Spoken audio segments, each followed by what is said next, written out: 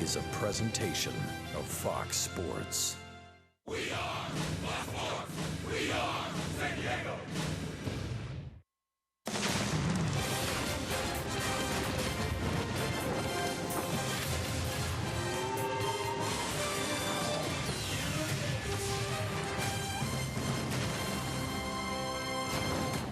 Another gem by veteran Edwin Jackson last night.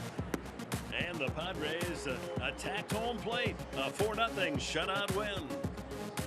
As we welcome you to PNC Park in Pittsburgh, it's hot, it's steamy, 90 degrees. Lots of nice humidity floating around as the Padres will wrap up this 3-game series against the Pittsburgh Pirates. You remember that old show, Mission Impossible, right? Absolutely. It was a great show. I think we watched it on Sunday night, and it started with your mission if you choose to accept. If you choose to accept, is to steal home plate. Well, the Padres are abiding by that, aren't they? I mean, it's nice that the Padres have some identity. So Mr. Phelps / San Diego Padres, their mission is to steal bases. How about straight steals of home? 4. The Padres are third in the National League with 99, but this is very exciting part of the team. The Padres, their identity is stealing of home, catching everybody off guard. And Dick, we talk about it all the time. When you have speed on the bases, it creates havoc. So it's fun to watch. And around the National League and around Major League Baseball, Travis Jankowski last night. I don't have to slide in. I'll just give a high five to home plate. That's a run there.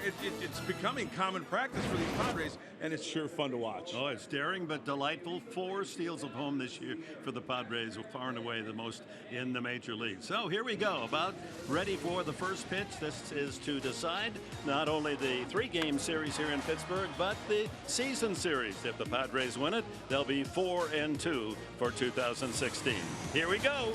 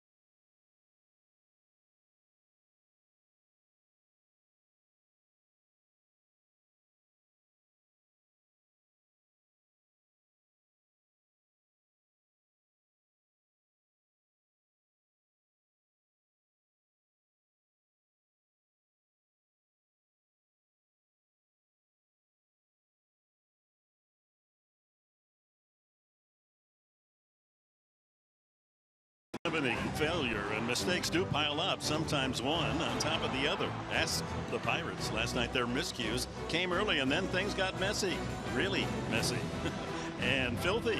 Padres starter Edwin Jackson dominated, taking a no-hitter into the 6th, while the soil, Travis Jankowski struck again. Another daring steal of home and another awkward result for the Pirates.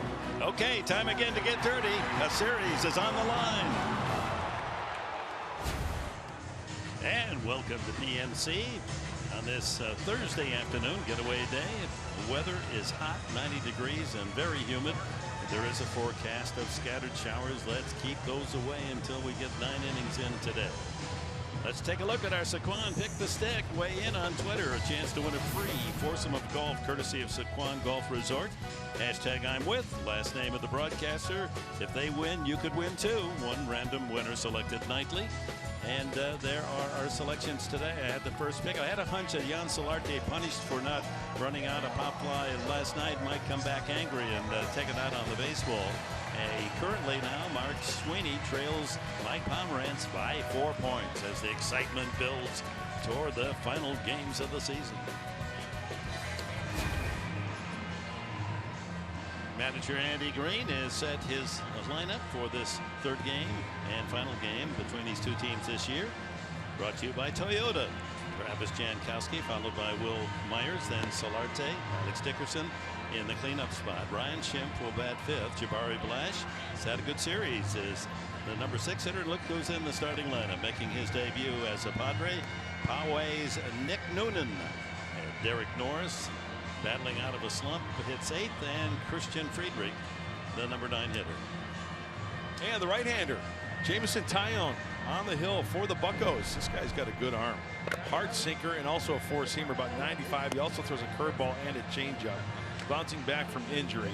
But they obviously have big plans from this kid. A number 1 pick back in the day, 2010. So, hey, gear yourself up for the fastball today, Professor.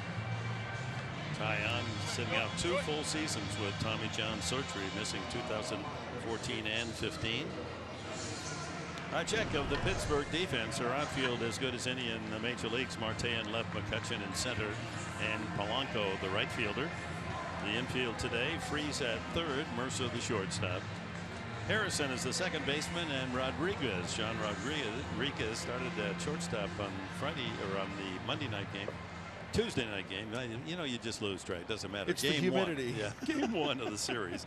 He was at shortstop. He's at first base today. And young Fryer, Eric Fryer, behind the plate for Francisco Cervelli. Taillon's ready, and the first pitch of the game is in there for a strike. Travis Jankowski, supporting a 9-game hitting streak, has raised his average up to 266. 1-1. Plate umpire is Phil Cussy. Berry, Amari, and Hallion on the bases.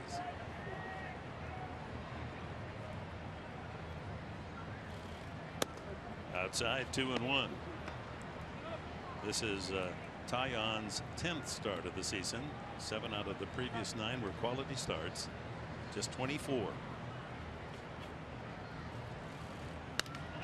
Pulled to the right side. Harrison on the edge of the grass throws out Jankowski. And a look at the keys to the game today, brought to you by your San Diego Honda dealers. Well, I hope these keys lead to a victory and taking it serious for San Diego. Hey, stay aggressive on the bases. Early in the count, if you get that good fastball from Taillon, jump on it. Go Apache, Sugar Hill Gang, and handle the heat. Not only the heat from Taillon, but the heat today. I mean, you got to drink a lot of water, and hopefully hits, runs turn into not worrying about the heat. So tackle that heat, beat the heat. Will Myers takes a strike. Myers, his 7-game hitting streak ended last night as he went 0 for 4, a couple of strikeouts. The other streak that ended was the Padres' home run streak on the road. It had reached 18 consecutive games, but no homers last night.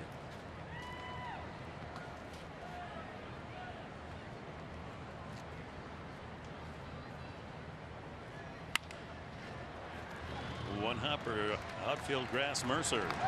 2 away. Mercer did a nice job of playing that ball back. Ball's hit hard enough to where he can play it back a step or two to catch that big hop. Plenty of time to throw him out at first base. Third baseman Jan Solarte, his first time up last night. He popped up. And now watch him. He disappointed. Doesn't run it out. And immediately disciplined. Was taken out of the game by Andy Green. Back in there today. Lesson learned.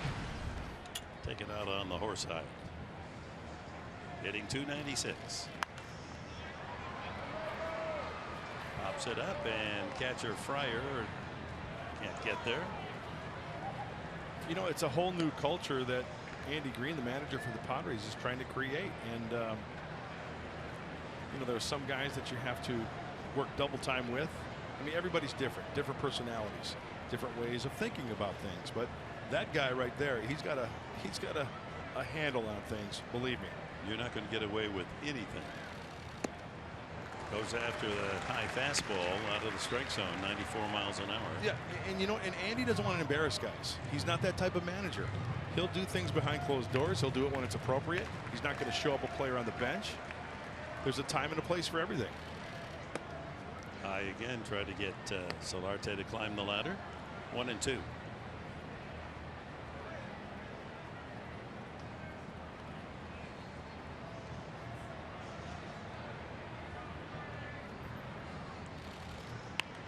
Ground ball up the middle, and there's Mercer, the shortstop. He's committed only one error in the last some 70 games. Flawless there. 1-2-3. The Padres go.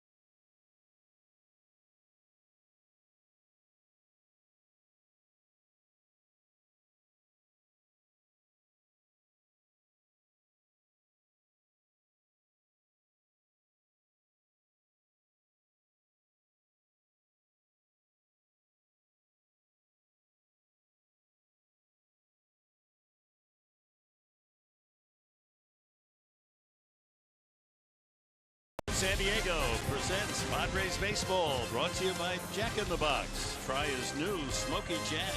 Taste it before it's gone. By Petco, where the healthy pets go. By Jerome's Furniture, where Jerry's price is the lowest price every day. And by Sony, high-res audio. Finally, hear everything. Afternoon baseball in Pittsburgh, and here's the Pirates lineup brought to you by Hyundai. Josh Harrison leading it off. He's enjoyed the place atop the batting list. Then Starling Marte, their top hitter at 312. Andrew McCutchen, followed by David Freese, who does very well against left-handed pitching. Gregory Polanco, Jordy Mercer, Sean Rodriguez hit 7th. Then Eric Fryer and the pitcher Taillon. Friedrich 4-7 his record. And his first pitch is in there for a strike. His 16th start, Christian Friedrich. And if he throws over 3 innings today, it'll be the most he's pitched as a major leaguer. So he's going to be monitored closely, and you know, his season may shut down soon. And Andy Green, the manager for the Padres, Darren Balzo, will have a close look if it gets to that point. The sharpness of his pitches, the velocity, the breaking ball. Pulled foul right into the third base dugout. Pirates wearing their camo uniforms today.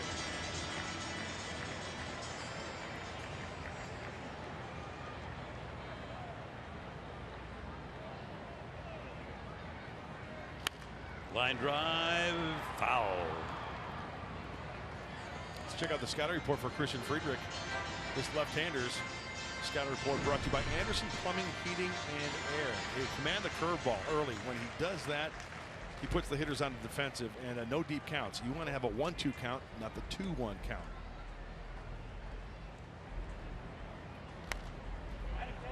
Tried to reach out and punch that one to right field. The Pirates start today 56 and 55 in the NL Central. They're 14.5 games behind the high-flying Cubs, who won again yesterday, so they've won 9 in a row. There's a deep drive to left field, into the corner, and bounces off the wall. Harrison cruises into second with a double.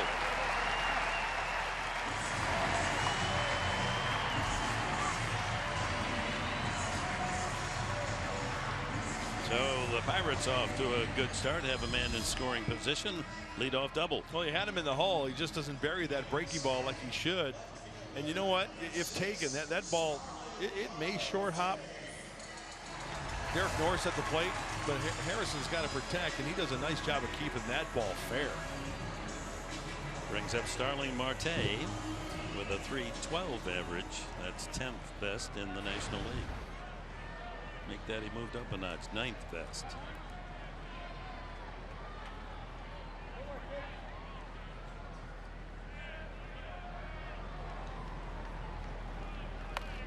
Bunted back toward the mound.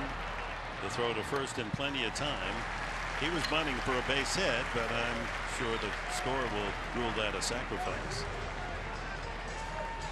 Well, we always talk about what pitchers throw, but what do they hit off the fastball from Christian Friedrich? He throws it 55% of the time. That's a .301 average. Even the curveball, 296. So, hey, that slider, it looked like it was a slider, a sharp breaking ball to Harrison. He turned it around for the double, and then the changeup at 5%. So, once again, it doesn't mean you can't throw the curveball or the fastball. You have to command and locate that pitch. They do rule it a sacrifice bunt, and over to third goes Harrison. Andrew McCutchen with the infield in. Shift on. Even more dramatic with the infield in and 3 men locked up on the left side.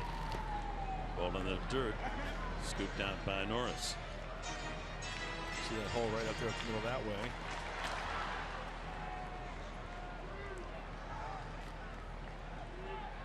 McCutchen, in facing Friedrich only one time, success, 2 for 3 and a home run.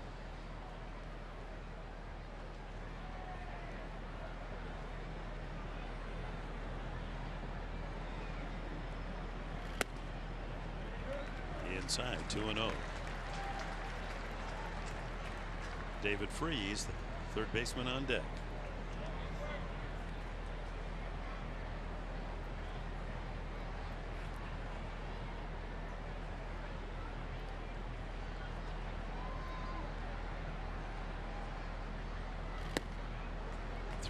and 0.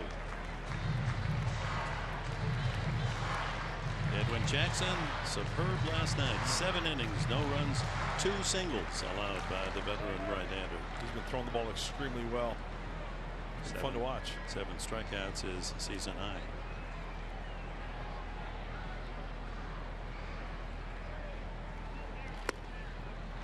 And a 4-pitch walk to McCutchen. And a check of the Padres defense this afternoon, brought to you by your San Diego County Ford dealers. In the outfield, it's Dickerson in left, Lash in right, and Jankowski in center. On the infield, Solarte at third. Nick Noonan gets his first start at shortstop, with Schimpf at second and Myers at first. Norris behind the plate for Christian Friedrich. It kind of looked like a little bit of a pitch around right there, even though McCutchen's not swinging the bat well. But David Freese has grounded into 10 double plays this year. He's a double play candidate. But he has had his best success against lefties all year, hitting .338 against southpaw pitching.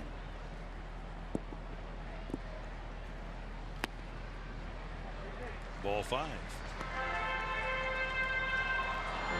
Freese, .280 season average, 11 homers.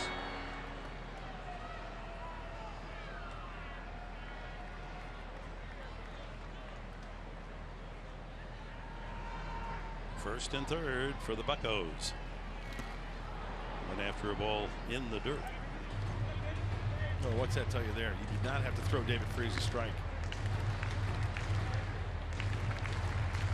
So after walking McCutchen on 4 pitches and missing on the first delivery to Freese, he threw another ball well out of the strike zone, but got Freese to go for it.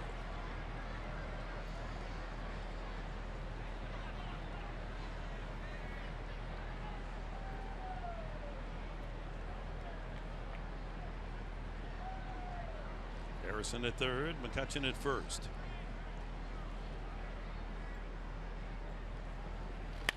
Line drive, base hit. Harrison scores easily. Flash up with it quickly. Into second goes McCutchen. Pirates 1, Padres nothing. 44th run batted in of the year for David Freese. When a pitch is up and away to a guy like David Freese, watch how quickly he gets to this ball. He just needs to get the barrel of the bat in the outer part, shortens up the swing, hits that ball exactly where it was pitched.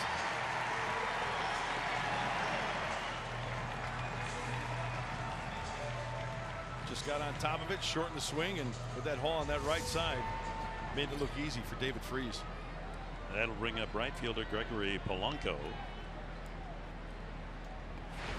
Only left-handed batter in the lineup. He's moved from third, batting in that position the first 2 games, to the 5th spot. His 3-run homer in game 1 was the difference in the Pirates 6-4 victory. Could be 2. Schimpf to Noonan, back to first, not in time. Safe on the fielder choice, Polanco. McCutchen moves over to third. Freese erased 4-6. So 2 outs to Jordy Mercer.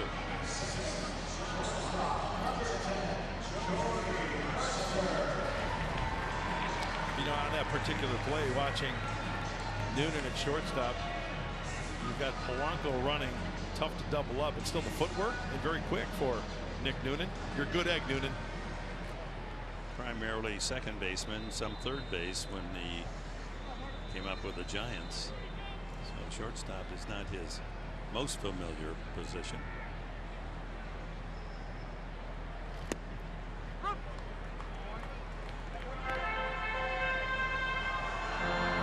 Mercer hitting well over 300 here at PNC this season. 275 on the year. Friedrich trying to pitch out of this first inning, allowing only the 1 run. And he's ahead on the count.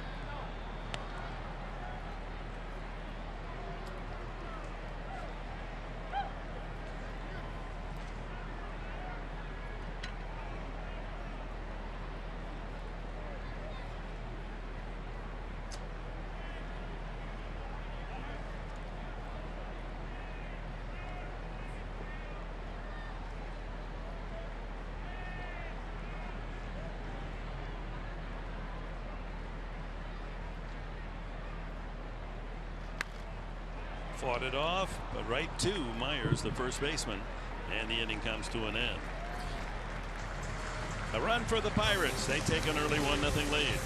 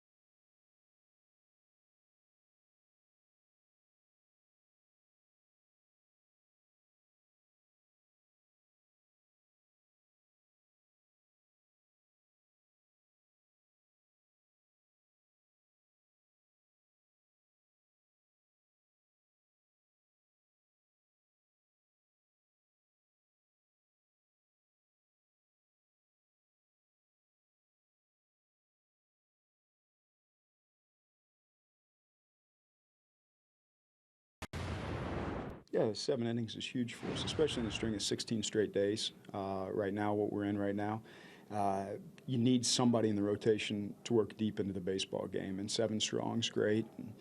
He's done more for the rotation, not just in eating innings, but also in kind of leadership and helping those guys understand what it is to go out and do their job every 5 days, and the work in between. He works incredibly hard in between his starts. So I think guys are kind of feeding off who he is and the leadership he's provided.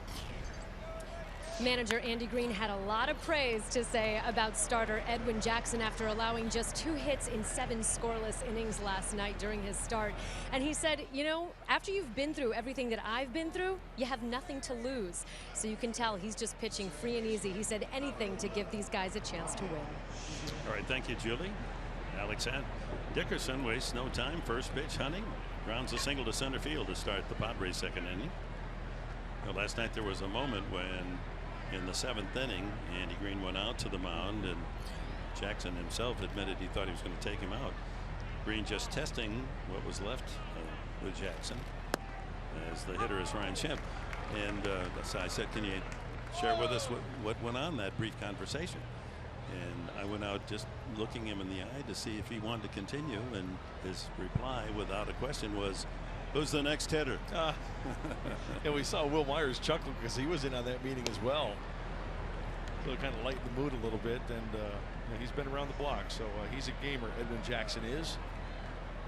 I think nice little treat for the younger guys on this team as well, as far as the pitchers are concerned. Schimpf, extra base hit or nothing. Had another double last night and scored a run.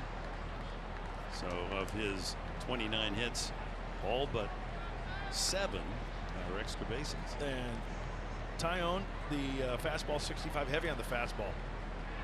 Hitting a 333 clip. Having trouble the opponents with that curveball and the changeup.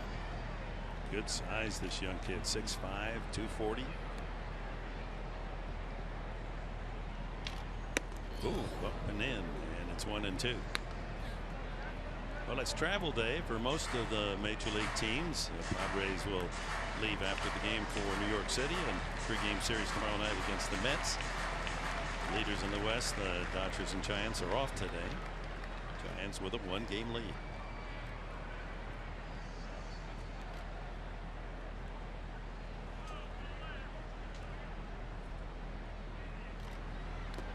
In the dirt. Good block by catcher Fryer. Pittsburgh, after the game, will fly to the West Coast. They open a series at Dodger Stadium tomorrow night. Baltimore is going out to meet the Giants for 3. Arizona moves to Boston. They're playing the Mets today, a day game. Colorado in the East as well at Philadelphia.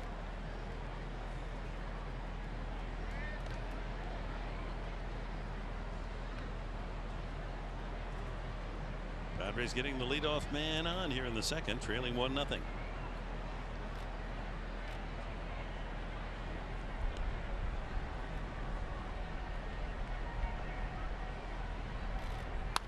Pulled sharply to first. There's one. Then it's a tag play at second. A double play.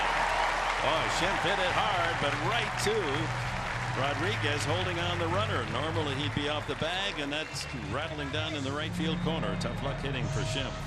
Yeah, nothing you do there. Ryan Schimpf keeps swinging. He hit it hard. There's the shuffle off the bag. His momentum for Rodriguez going to the bag. Now it takes a good throw. Still plenty of time to apply the tag on the tag play at second base. So 2 quick outs on the double play. Here's Jabari Blanche. 3 for 7 in the series with a home run. You know, one thing the Padres can look forward to if they get runners on base is Taillon is really long with his arm swing, so that will enable them to possibly put the running game on. If you try to speed him up, it could wreak havoc for the right-hander. Home run, a walk, a couple of RBIs, and a couple of runs scored for Jabari Blanche in the series. Well, did Jabari add the jaw protector there on the helmet? I don't recall seeing that. Yeah, that is an addition. So we can get Julie on the case and find out why he suddenly has decided to use that device. Drives that foul off the barrier down the left field line.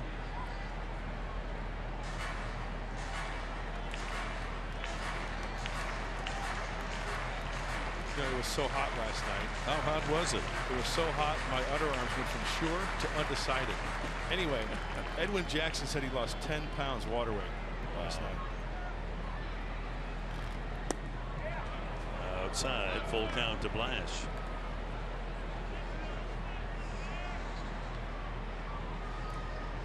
Jabari even said after the game last night, not a lot of air movement down in that bowl in the outfield, so it was very sticky and very humid. Hit sharply, and Mercer able to stab it and fire in time. Couple of hard hit balls, but they go for outs in the Padres second.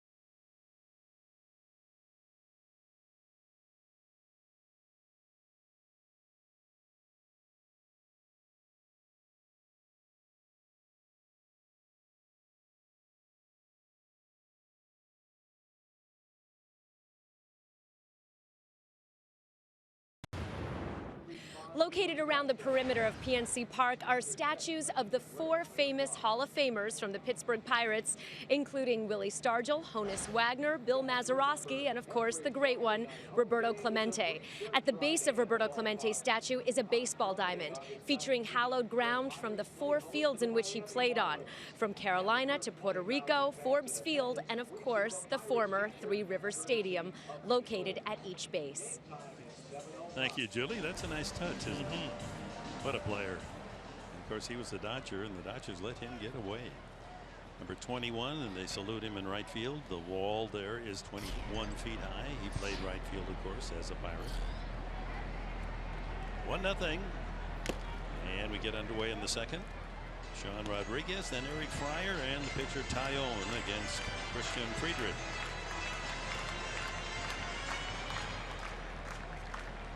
Oh yeah, dip that towel in ice water and put it around your neck and your head, and kind of clear the air passages there and rejuvenate yourself before you head back out there. Not only the pitchers, but the position players as well.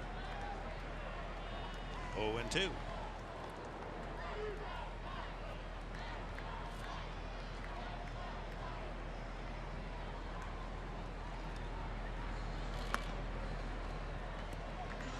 Surprised Pittsburgh hasn't erected a statue for the great Paul Wainer. I mean, he was one of the superstars of his era. Big Poison. It's a great nickname. And his brother was Little Poison.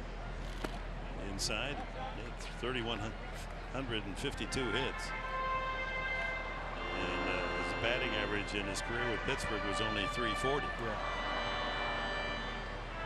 I've seen this before, but I think the nickname has gone by the wayside, and I think baseball should bring it back. You know, you look at all the old timers; they had a nickname. Yeah. Another Pittsburgh Pie trainer. Yeah. Fouled out of play. Well, you've got to be imaginative. I mean, the writers were the ones in the day before radio and television that gave the players nicknames. I'm sure they worked hard on it. There's number 20 Pie trainer. Hey, that's my pie. He's one of 10 numbers retired by the Pirate organization. That's in there, strike 3, and Friedrich has his first punch out. Sean Rodriguez caught looking. This is the one crucial pitch for Christian Friedrich that he really needs to locate. This is a freeze curveball / slider. I'm going to call it a slider. Had a sharper break to it, and that's a legitimate strike inside corner. Very nice.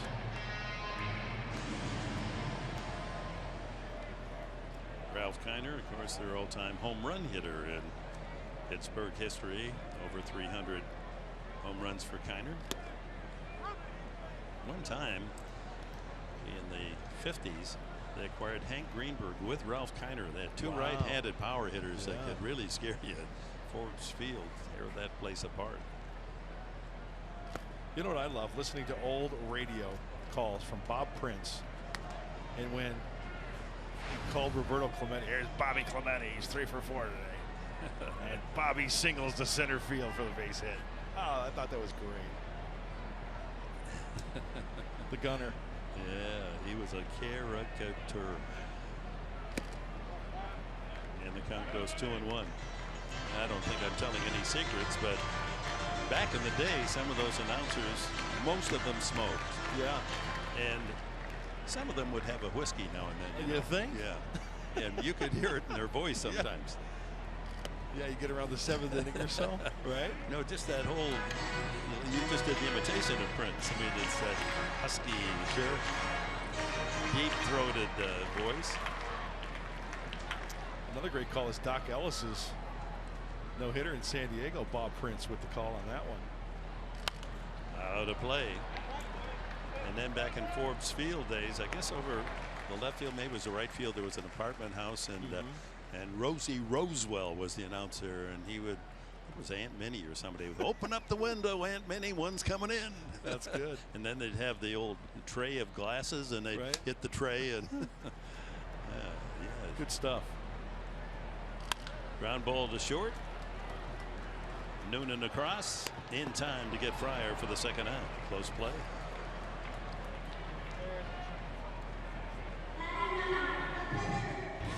Trainer was a terrific third baseman in his day. Earned the reputation, 17-year playing career, all with the Pirates. His lifetime average, 320. Look at those gloves. I mean, they're like oven mitts. The fingers were connected, and always using two hands and on the throw. Great tradition of this ball club. First pitch strike to Tyone. 0 for 14 as a major league hitter.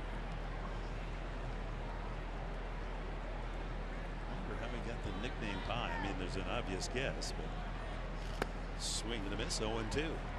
Maybe his real name is 3.14. Oh. Yeah, we got to erase the E then, huh? He's in the Hall of Fame, Pie trainer. Inducted back in 48. Swing and a foul tip. Ball in the dirt, actually. Swing and a miss, and a couple of strikeouts for Friedrich. A 1-2-3 inning. Roberto Clemente honored. Great statue here outside of PNC.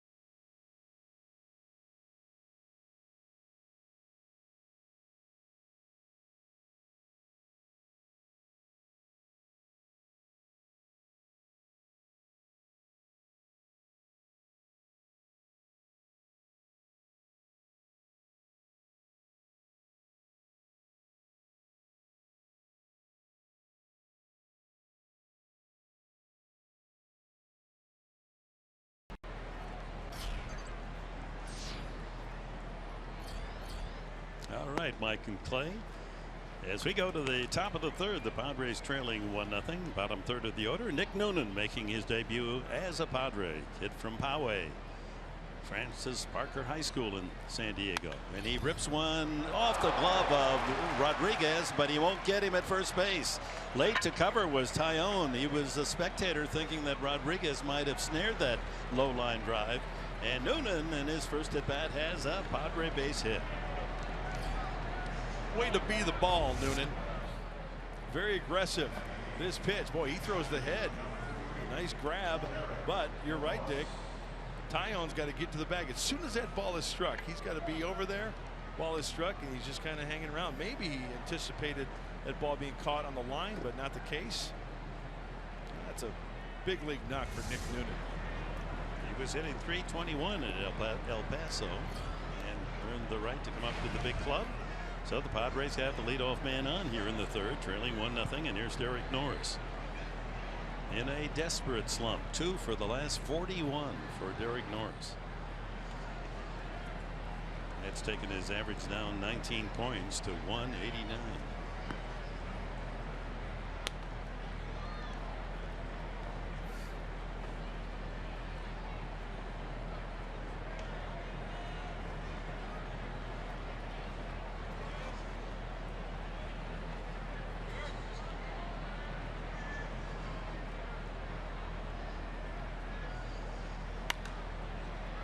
Up off first, and that's going to sail into the crowd. Well, here's the answer. The Harold Joseph Trainer, Hal Trainer doesn't quite do the job, does it? Right. But Pie Trainer does. As a kid, his mother would send him to the grocery, and he'd always ask the grocer for some pie. And the grocer then would call him when he'd come into the grocery, "Hey, Pie Face." And then that was shortened to Pie Trainer. I love it.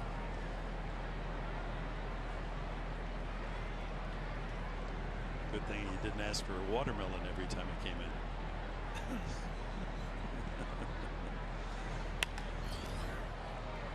Fly ball into shallow center, and McCutchen squeezes it for the first out. All right, while we have a moment, follow Padres Baseball live with the MLB.com at-bat app. Stay up the moment, any moment. Game day, live game video highlights, StatCast news, and more. Download MLB.com at-bat, the #1 app for live baseball on your phone and tablet. Friedrich up there. Pirates looking for the sacrifice. Try to get Noonan over to second, give Jankowski a chance to tie it up. Beautiful bunt. Perfect. Toss to first. Harrison covering. Sacrifice successful. 1-4 on the putout. Putting on a clinic. Christian Friedrich, nicely done, and getting it done quickly. So Jankowski steps up with Noonan in scoring position. First Padre to make it to second today. Time now for Tools of the Trade, brought to you by Ram Trucks. Well, we talked about speed and stolen bases. How about the 8th inning last night? Okay, the pitch is thrown, right? Fryer behind the plate, Jankowski, he actually kind of goes back a little bit to third base. He eyes as soon as the release from Fryer, he is off and running. Now that puts pressure on the pitcher. Quick throw, can't handle it, and that's a free run. It's surprising there with 2 outs that he squares the bunt. Need him to swing the bat and drive in the run. To move him over to third, even if you get a base hit, isn't the answer. Yep.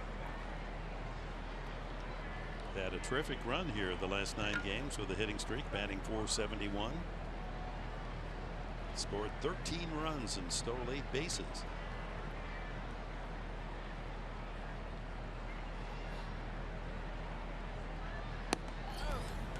One and one. So the nickname for this city, Pittsburgh, is the Steel City. And so for the Padres, good call for the other Steel, right? S-T-E-A-L. Oh, wow. It's their Steel City. I like it. I like it a lot. Let's see if they can continue today.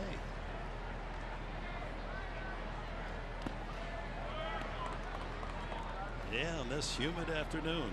You know how humid it is? How humid is it? I saw a guy go into a sauna to cool off.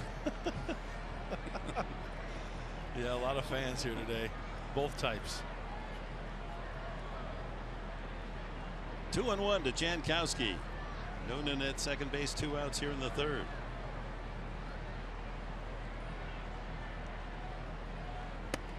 Inside, 3-1.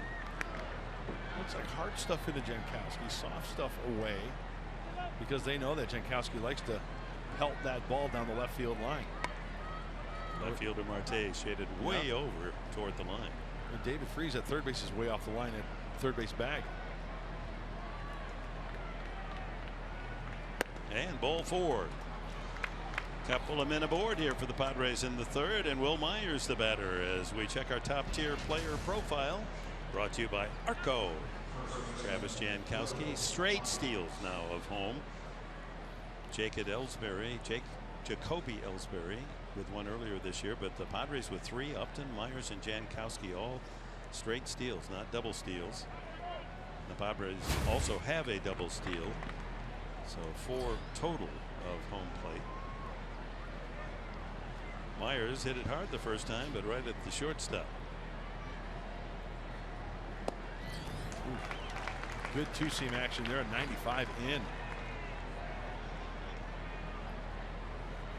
Ball off the plate.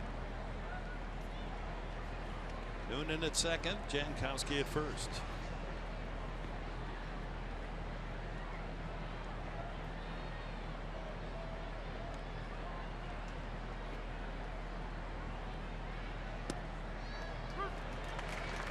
Comes back with a breaking ball, catches the bottom of the strike zone.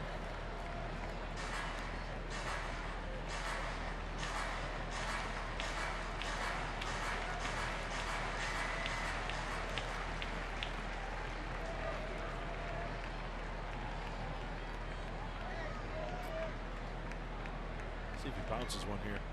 Heads up, base runners.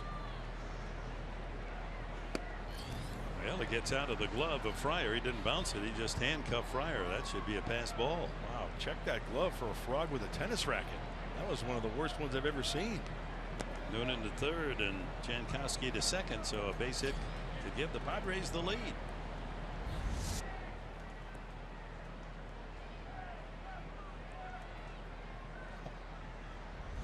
Wasn't a tennis racket, that was a trampoline. Frog on a trampoline. Now that's some bouncing around right there. Creates definite action. 1-2. Down low off speed, 2-2. He wanted him to chase that. That was a good location by Taillon. Tying run at third. Go ahead score, Jankowski at second.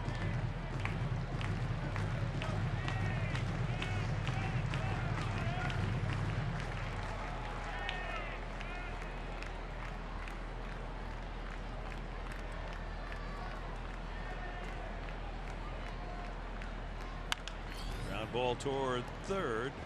There's Freese across for the out. So the Padres lead 2 in scoring position, middle of the third. 1-0 Pittsburgh.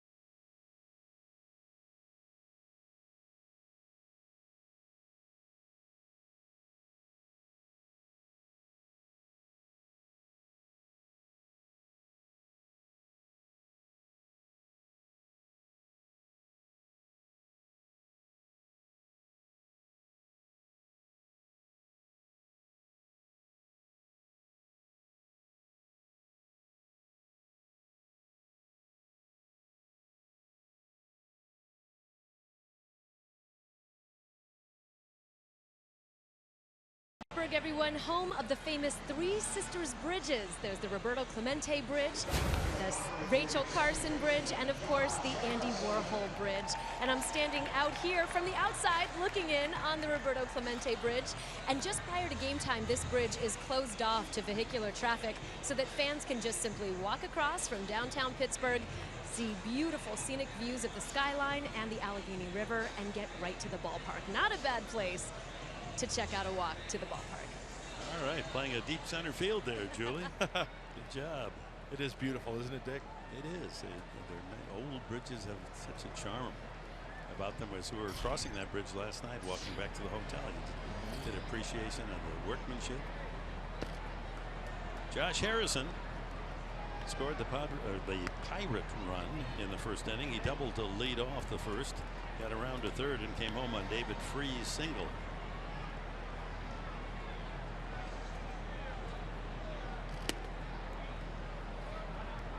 Friedrich falls behind 2-0.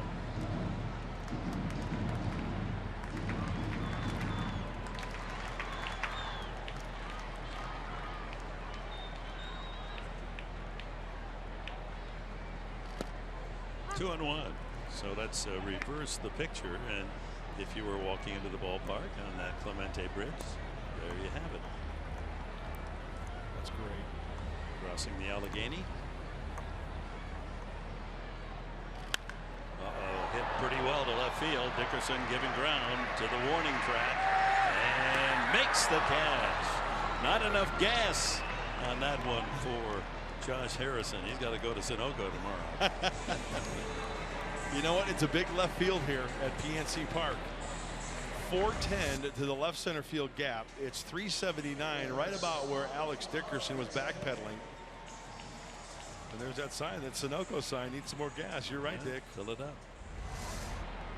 So one away, and Starling Marte, the batter, he sacrificed the first time.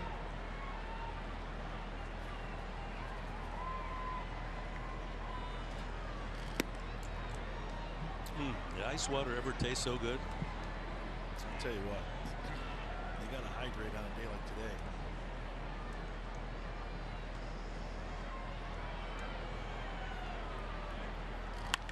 Up the middle, and Marte has another hit. He leads the club with 123.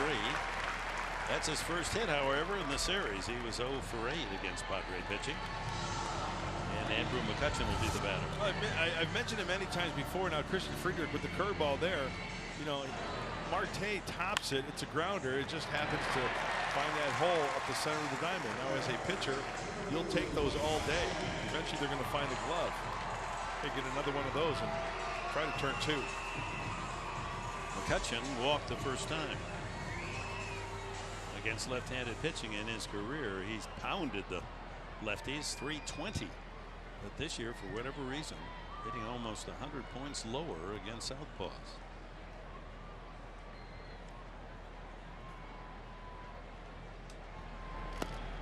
In for a strike.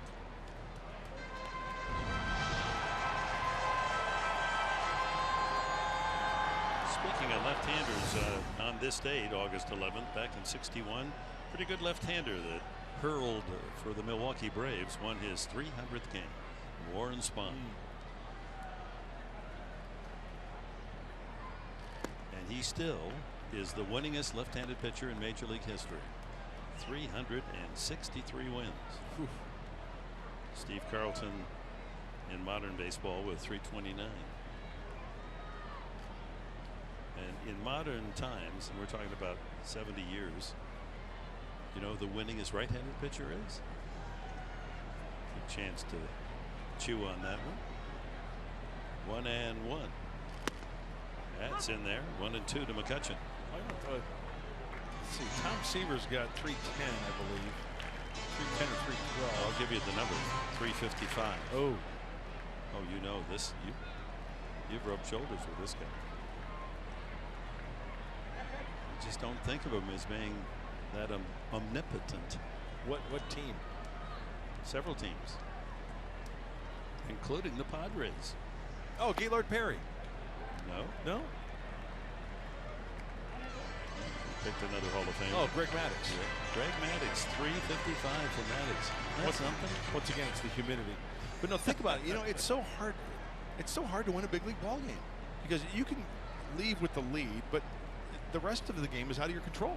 The bullpen can give it up. So to win that many games, That's something. it really is remarkable. I mean, you have to go win 20 games for what, 17 seasons to get up there. Runner goes, and a ground ball to short. Noonan has to go the long way then, and his throw's there in time, and 2 away. Marte into second base, and David Freese, who knocked in the Pirate run with a sharp single to right field, will step up. You know, I just was looking over the list of all-time list of winningest pitchers, and it just is stunning. You go back to back turn of the century to 1920, and the winningest pitcher, Cy Young, and Christy Mathewson, and Grover Cleveland, Alexander, all those fellas were way up there. But then when you got to the more modern time, say 1930 on, you're talking Warren Spahn and Greg Maddux.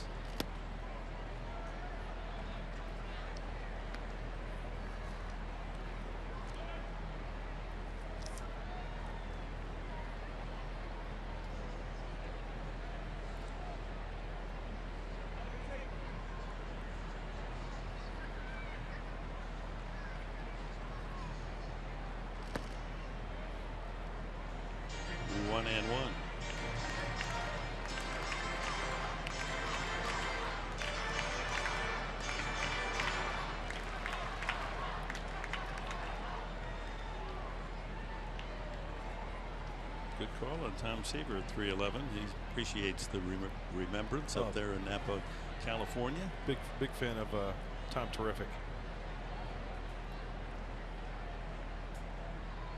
A ball and the strike. Marte at second, 2 outs here in the third. I should have had that though. Maddux 355. He was just inducted. No, but it's a tough one because you know he just was so consistent as a winner, but never the guy that you overpower. He just was the ultimate pitcher with a capital P. Greg Maddux. He had the movement. He had the location. He knew how to set up hitters, field his position with the best of them, and break par. That's right. You got that right. Boy, did those guys love to play golf. I'm gonna break the ball down and in here. Another ground ball to the right side. That's going to get Marte home into the right field corner. Blash sticks it out. Freese with a double, and it's 2-0. Both base hits to the opposite field. And we warned he is the number 6 hitter in the league against left-handed pitching, and he's 2 for 2 today with 2 RBIs. Yeah, remember the first hit? It was up and away a fastball, and he took it to right field. Now look at this pitch. He wants to bounce it down and in, but he leaves the curveball up in the second time today. David Freese has taken a pitch away and just stayed on it. This time for the double. Not over swinging, not trying to pull it. Had a good series. He was 3 for 5 in the opening game. 6-4 win for the Pirates. 0 for 2 last night with a walk. So 5 hits in the 3 games for Freese. Polanco safe on the fielder's choice, his first at bat.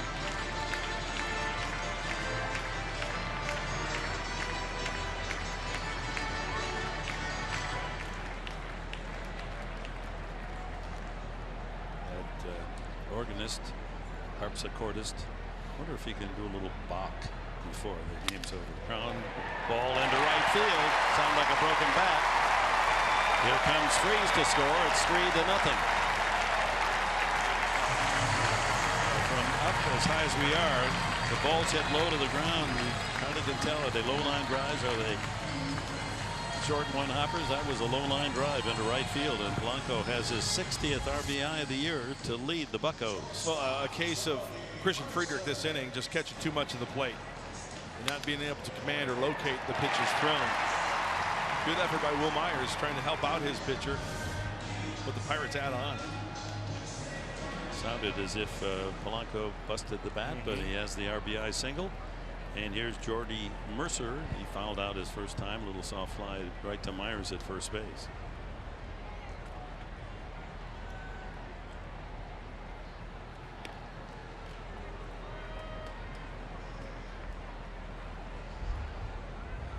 Third inning, 3-0 now Pittsburgh. Mercer's had good success against the Padres this year, 6 for 14.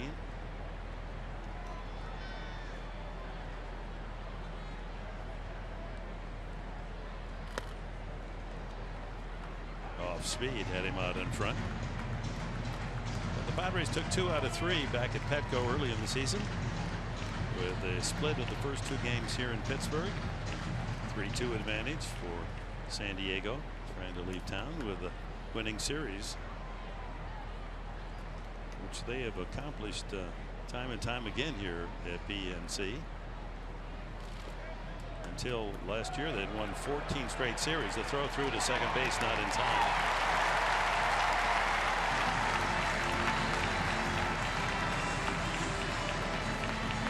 Tell you what, this slap tag that Schimpf puts on Polanco. Watch Polanco's reaction after Schimpf applies the tag here. This is a hard snap tag on the back. Even he grabs his back like, oh my gosh, what was that? Wild pitch gets Polanco in scoring position. And you know, if he holds the glove on the runner, I think he lost contact with the bag. Well, Eddie Rodriguez has been preaching that to all the infielders since spring training. I think on that slide, Polanco did lose contact with the bag on the pop-up slide. 1-1 to Mercer. Deep drive, way foul. So in the inning, after Harrison flirted with extra bases, a deep drive to left caught by Dickerson. Marte singled up the middle. McCutchen grounded out. Marte to second. Freeze a ground double inside the bag at first to make it 2-0. And Polanco a broken bat single to right field to make it 3-0. And now the wild pitch. Polanco in scoring position. There's Eddie Rodriguez, who works with the infielders, and he's given some tips on play around the bag, particularly tags. When we get to that, maybe next half inning, we'll get the insight of Coach Eddie Rodriguez on just a play like that just happened, and what needs to be done.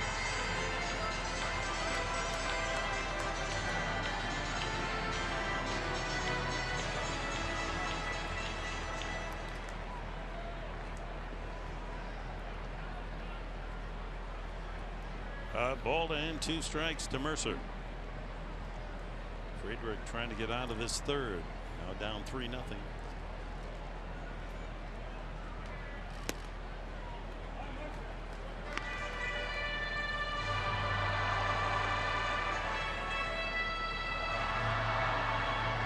Francisco Cervelli has had some soreness in the shoulders and wrist. Not in the starting lineup. In fact, Clint Hurdle did not submit his starting lineup until it was less than an hour to go before the first pitch.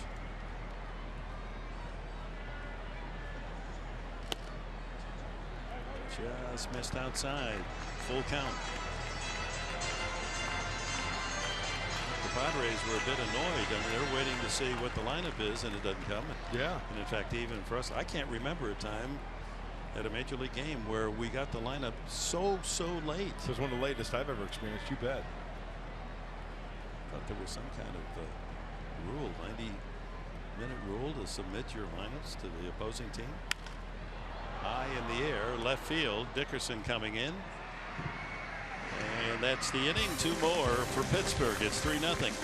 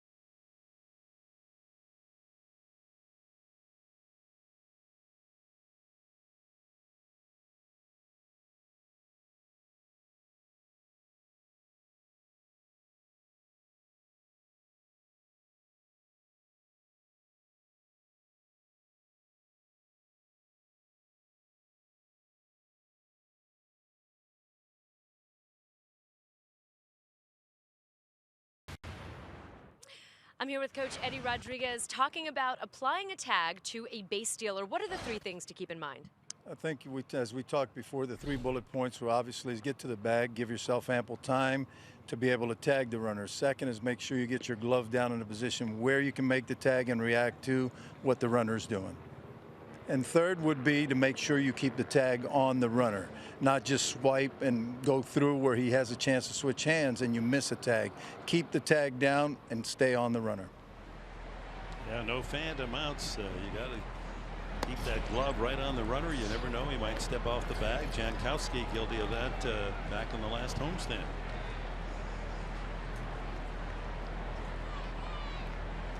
Padres now down 3-0. Jan Solarte starts it and sends a high fly ball to shallow center field. McCutchen in to make the grab for the first down. Well, let's go back to the last inning. Remember the pass ball, wild pitch. Polanco, he wants to go to second base. Okay, the pop-up slide. Watch. There's the swipe tag. Okay, now he's off.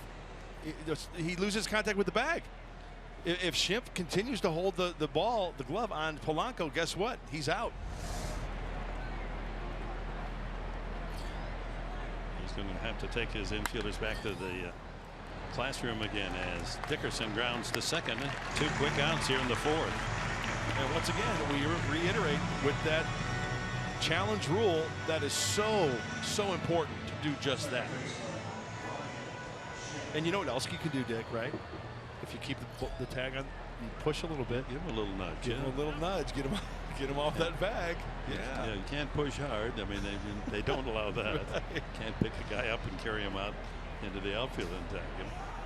Schimpf is grounded into a 3-6 double play. Almost mandatory he take a pitch there as a couple of pitches and 2 outs here for Jameson Taillon.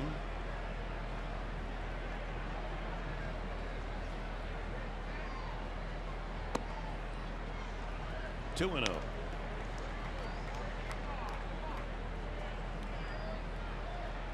Padres with just 2 hits, a couple of singles. Dickerson in the 2nd and Noonan in the 3rd. Meanwhile, the Pirates 3 runs on 5 hits.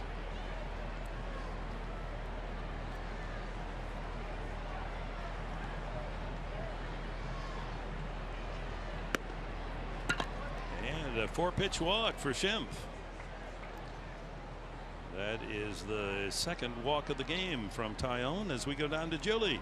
Hey guys, well, you noticed the new jaw flap worn by Jabari Blash, and that's because he got hit in the face down in AAA, and it took this long to make an appearance because it was getting painted, so that's why we're seeing it just now. All right, thanks for that update. We wondered. He hadn't been hit unless it was in practice away from normal activities, but apparently took one in the molars at El Paso. I want to thank Spencer Dowling for that information. Equipment manager for the Padres. 5 in a row out of the strike zone now for Taillon, and Blash up there with 1 swing get the Padres right back in this one. They trail 3-0. Talk about a good egg. Spencer Dowling works his little heart out for the ball club down there. Equipment manager, launderer, seamstress. Oh, he does it all. Seamster? Was he a seamster?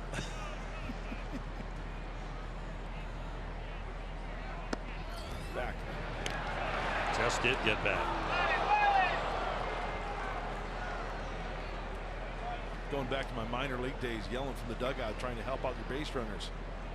Got to watch the pitch, got to watch the ball, got to watch the snap throw behind the runner. Go to the outfield side of the bag. Oh, that's closer than it looks, folks. And hold the tag, hold it on him. Yeah, you hit that arm hard enough, it might drive it off the bag.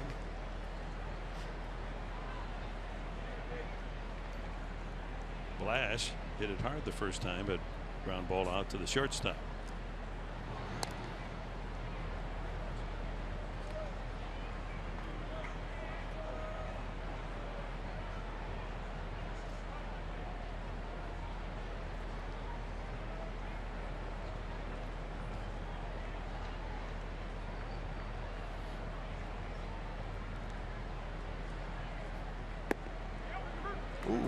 Off speed, got a call.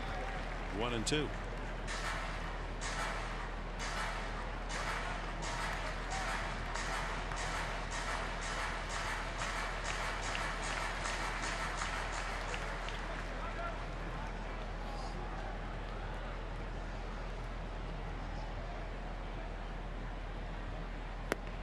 And down goes Glass swinging. Padres gone in the fourth. Here in Pittsburgh, the Pirates lead 3-0.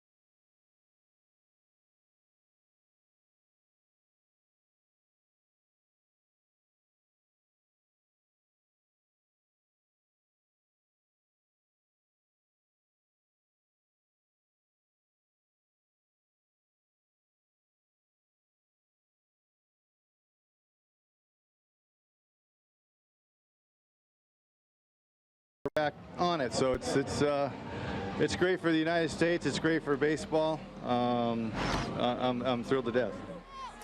Well, demonstration sport no longer. The Olympics Committee officially announcing that baseball will be back just in time for the 2020 Olympics. And if you guys don't have Olympic fever by now, where have you been? So exciting and so cool that fans can now enjoy baseball officially part of the Olympics in 4 years, of course. Thank you, Julie. Not only baseball, but softball will return in 2020, and our top female athletes will be competing in Tokyo. By the way, just to fill in some of the gaps, Mark McGwire was the captain of that 1984 team. Remember, the Olympics were in Los Angeles, and as a demonstration sport, and the team that beat the U.S. in '84 was Japan, and they were all amateur players at the time. There weren't any professional players. As we start the bottom of the fourth inning, Sean Rodriguez for the Buccos leading 3-0, and his roommate was one of your favorite players, Will Clark. Yes. From what, Mississippi State? Mississippi State. He was a Bulldog, you bet. And he said it was an interesting decision kids had to make, college kids, because you were signed in the draft, or you were drafted, and you had to elect whether you wanted to get into the minor league system right away or have the honor of being on the Olympic team, even though it was a demonstration sport. But pretty good club answered the bell. Swinging bunt. That's going to be too tough for Solarte, or maybe not. He beats it out. Another swinging bunt single for Rodriguez.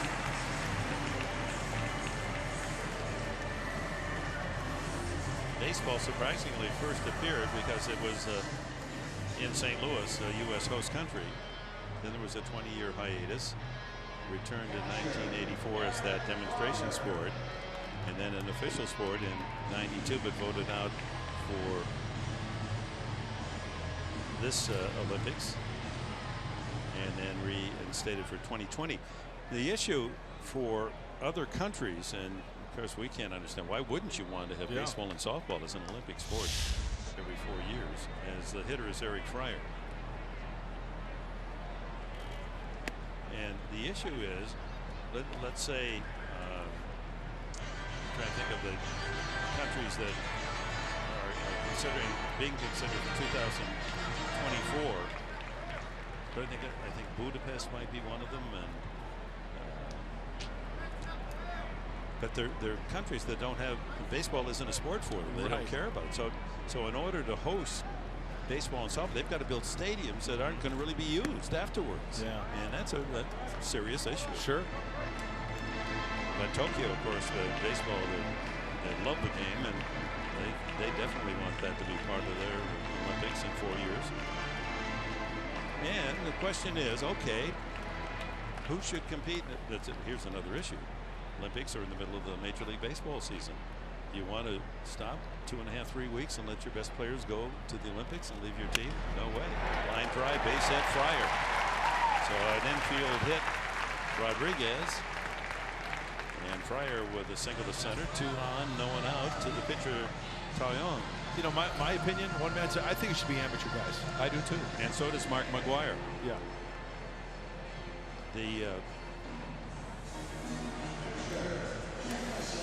I mean, there's enough outstanding collegiate players to be eligible to form an Olympic team. Yeah, you're going to play against very tough competition.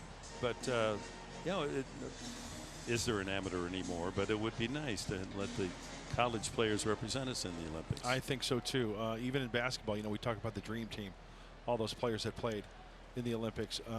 What a treat it would be also for a college kid to experience that. Yeah, at least mix it up. Let a college kid join the pros. Have 6 and 6.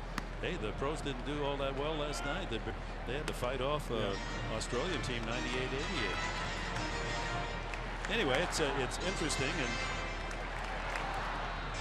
I think we all agree here. McGuire, Enberg, and Grant all vote for in 2020. Bring on the college kids. You take that draft, and the same decision could be made. Do you want to go to your professional team, or do you want to hold out and be an amateur for the Olympics? Guys, it would be tough to make that decision. Yeah, I know. Yeah. There's the pitcher lining one to right, and Blash faded toward the right field line and able to make the play. Hit well by Taillon, who is 0 for 15, now 0 for 16. Padres were looking for the sacrifice. Yeah, the idea there, sure, it's a well struck ball to right field, but the idea there is to hit the ball on the ground. And secondly, if you're good enough with the bat control, try to punch that ball the right side to find a hole and move those runners up. Maybe even score one runner. So with an out here in the 4th inning, 3 in the 3rd innings pitched, Friedrich now has worked 84 2/3 innings this season. That matches his busiest season in his career. So that's why the Padres are thinking about, you know, maybe another start or two and then shutting him down. Up the middle, almost a double play ball as Josh Harrison makes it 4-0, and over the 3rd goes Fryer. Rodriguez scores.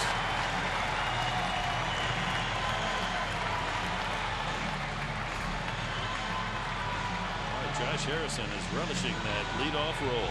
Yeah, short, quick to the baseball, and Friedrich, once again, it looks like a slider or a curveball that just kind of rolls up there. A breaking ball. And Nick Noonan trying everything he can to try to smother that one and prevent a run from scoring. Keep it bases loaded. Harrison finds the hole and acknowledges the bench. Pirates add on. 44 runs batted in for Josh Harrison.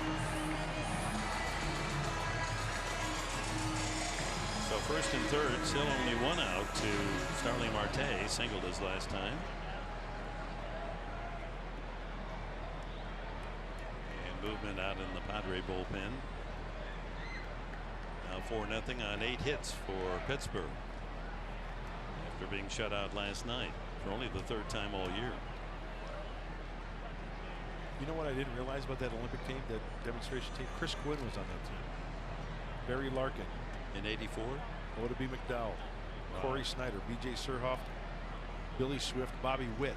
Some pretty good pitchers on that team. So you think about that in 2020, there'll be players of that caliber, the potential major leaguers will be available as they. Because I just can't see the major league saying, okay, Sam Liederkranz, you can leave the team for 3 weeks. More than that, because you got to practice games and all the rest.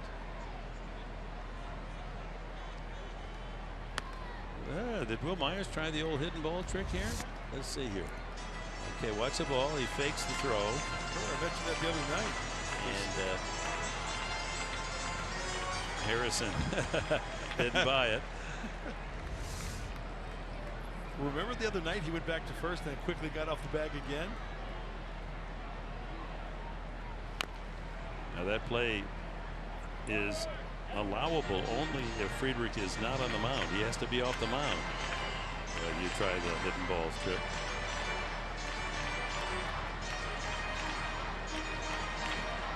A ball and a strike. 3 more hits for the Buccos here in the 4th. And starting to pull away here, 4-0.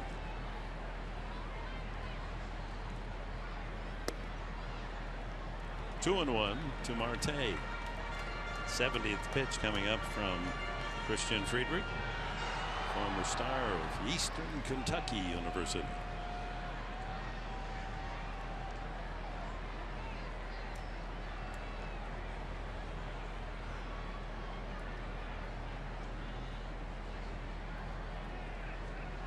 He's got him picked off. Throw to second. There's Harrison putting on the brakes again. He's tough to get out. Now the play to the plate, and easily out is Eric Fryer. He's no Travis Jankowski now. So they get Harrison picked off and a run down. Fryer tries to score, and the Padres get the easy out at home plate as Harrison goes to second. Okay, trying to create some confusion against the Padres on the bases. That's 1, 3, 4, 2. They're trying to do the matrix there, but the tag applied by Derek Norris.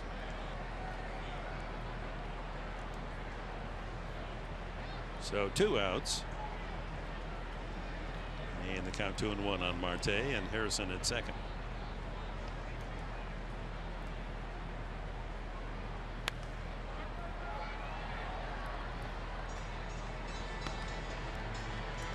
You know, the perspective for both here is really interesting. I mean, if you can imagine, fans, if you pick the very top row at Petco Park, that's about how high we are. So all the balls are below you. All the fly balls are, you're looking down at fly balls. I mean, you're accustomed to looking up at fly balls.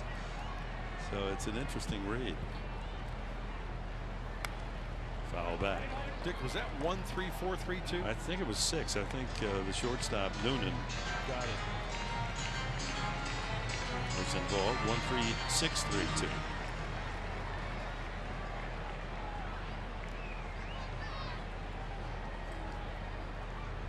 If you'd like to see the curvature of the earth, come join us.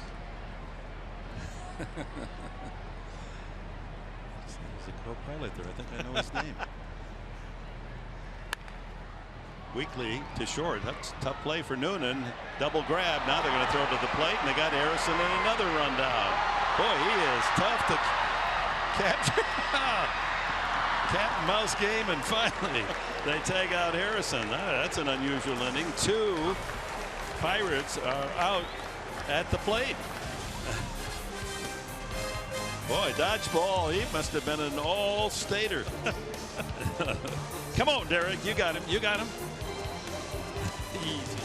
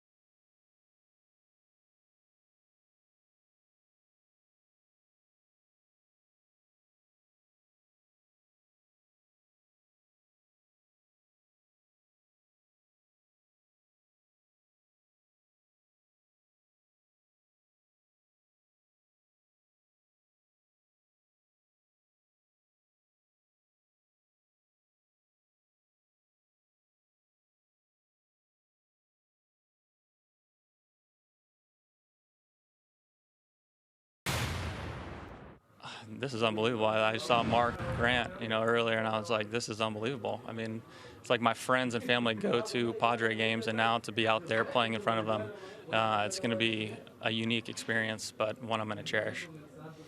You remember being a kid and growing up and going to Padres games? All the time. We had season tickets. Went to the '98 World Series. I've been to a lot of Padre games, and to be a Padre now, it's special. Well, Alex Dickerson, not the only Poway kid in this Padres lineup. Nick Noonan got the call yesterday, and Andy Green says that he will get plenty of playing time and opportunity at shortstop. That's the position he's been playing the most down in AAA this season. And Andy also made a point of saying it's a very soft landing spot. It's a very welcoming clubhouse now, given all of the changes and all of the new guys that are in this clubhouse. A lot of familiar faces for Noonan, and we wish him all the best. Big congrats. All right, thank you, Julie. And now there's two of us. Really awesome. Mark Grant. Oh, I'm very flattered by that. It was nice to see Nick. That was very sweet of him. Family grew up listening to you. Noonan with a base hit his first time, a low line drive that Sean Rodriguez unable to come up with and knocked it down. And by the time he was able to try to make a play at first, Noonan had beaten it out. He was a top draft pick of the Giants, a supplemental pick in 2007, the 32nd overall selected, so highly regarded out of Francis Parker High School. Yeah, the kid's a gamer. He's one of those guys that you know what you're going to get when you put him in the lineup.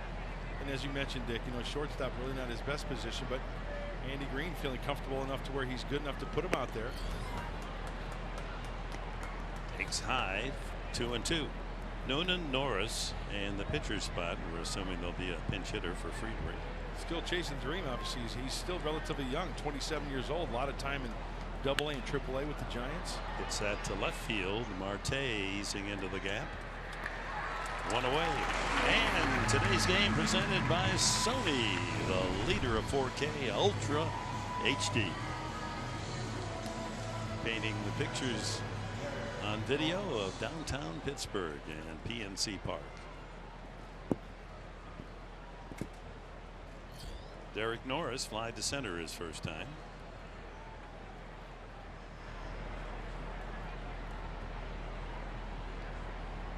Looks like Adam Rosales is going to be the. No, it's not going to be Rosales as the pinch hitter. Friedrich has a bat. He's in the on deck circle. I saw the high socks coming out of the dugout. Yeah.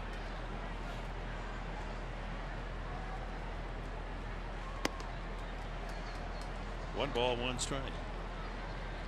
Just noting what's happened the last week or so, it appears that Andy Green is going to alternate his catchers. One day Bethancourt, the next day Norris. Bethancourt caught last night. They've been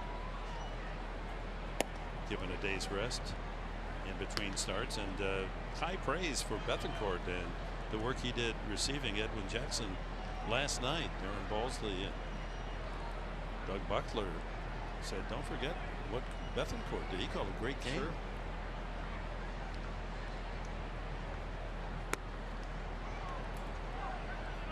Darren Balsley, the pitching coach, says that Christians does a fine job in those meetings and sticks to the game plan, very receptive to what they're trying to do. And that's a good sign when you have a backup catcher that can do that.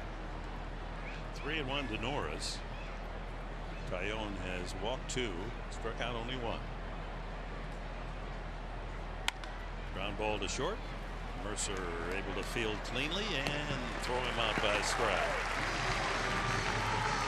2 away here in the 5th. And Friedrich will indeed hit for himself.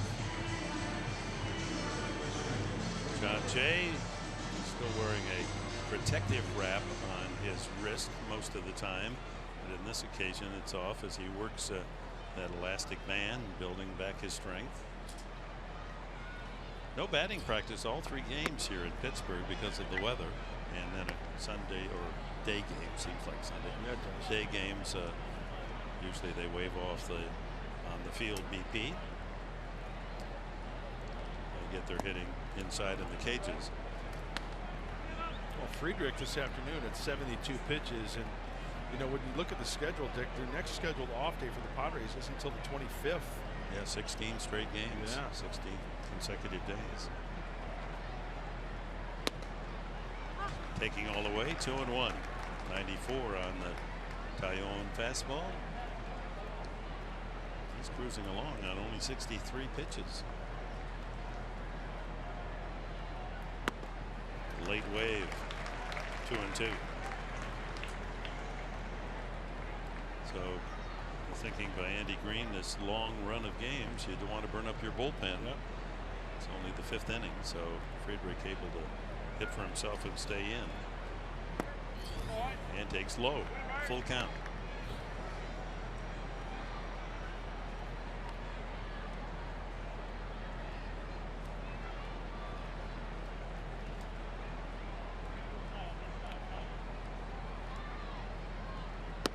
And struck him out looking. Second strikeout for Taillon. Halfway mark in this one in Pittsburgh.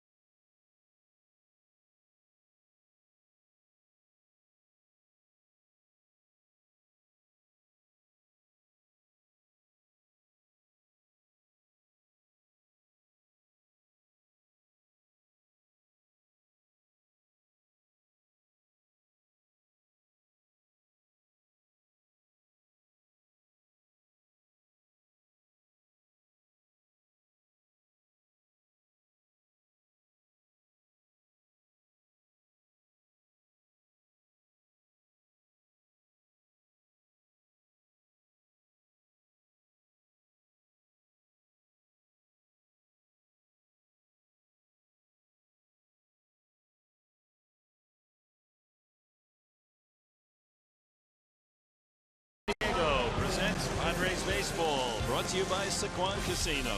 Sign up for the new Padres Club Card today. By Jack in the Box, try his new Smoky Jack. Taste it before it's gone. And by Mercury Insurance, we're on a mission to save you money.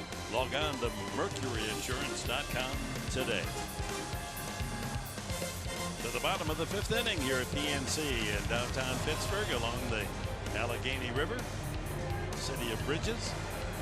Padres trailing 4-0, and Christian Friedrich will face McCutchen, Freese, and Polanco in the Pirates' 5th inning. Padres will take their charter United flight to New York City after the game and open tomorrow night against the Mets. 4 o'clock our TV time here on Fox Sports San Diego. Paul Clemens for San Diego against Logan Verrett, who is 3-7, the Mets pitcher. Bucko Louie, a regular here at PNC.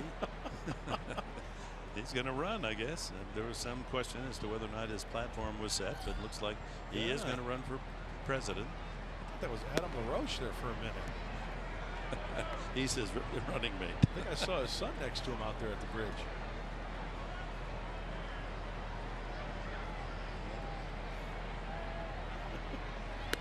How can you miss with that campaign logo, huh? Oh.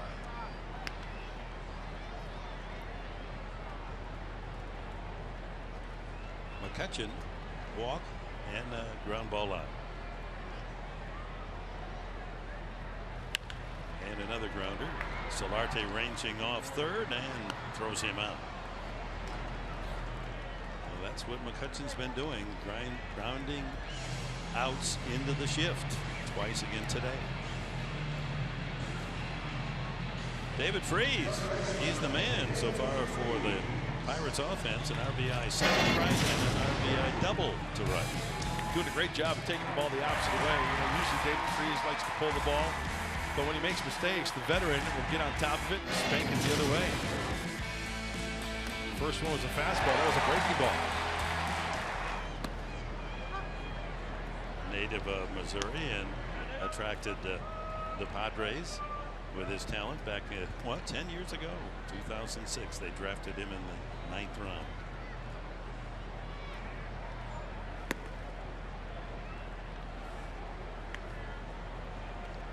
Memory serves me, wasn't he involved in the Jim Edmonds deal? Went to St. Louis. Worked out very well for the Cardinals, who then got Edmonds back that season anyway. Sharply hit. He pulls it right to Noonan at short. 2 away. And Gregory Polanco will step up. RBI single the last time.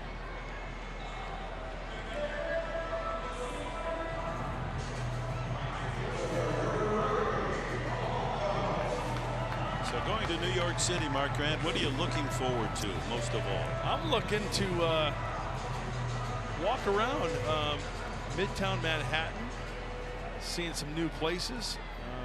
I just like the hustle and bustle of it all, of going there once a year. A lot of energy. Yeah. Barbara, who lived there, I think she described it absolutely perfectly. New York City has all the best and all the worst of everything. So if you can't find something you like or dislike, then you're in the wrong place. I wish we had more time. On my bucket list, and it should have been an easy one to fill, is to go to a concert at Carnegie Hall. Oh, that would I've be nice, yeah. never been able to do it. I've been to Carnegie Deli. that only does that count? Well, that only counts for a couple of slices of rye in Turkey. Do they have a pianist at the Carnegie Deli? A little overture as you walk in. Polanco works the count, 2-1.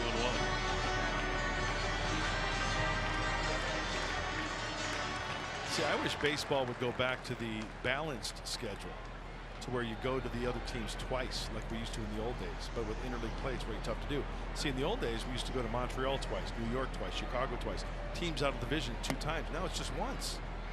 You play more games within your division, and I would like to see more of a balanced schedule. Unbalanced schedule is what we play now. So you're saying get rid of interleague play? Well, you can't have it both ways. Yeah, I know. Maybe there's a way they can work it out. Probably be difficult to do, but I wouldn't mind coming to Pittsburgh 2 times a year. 3-1 now to Polanco. Pops it up. Solarte. And it's a 1-2-3 inning for Friedrich. On to the 6th, 4-0 Pittsburgh.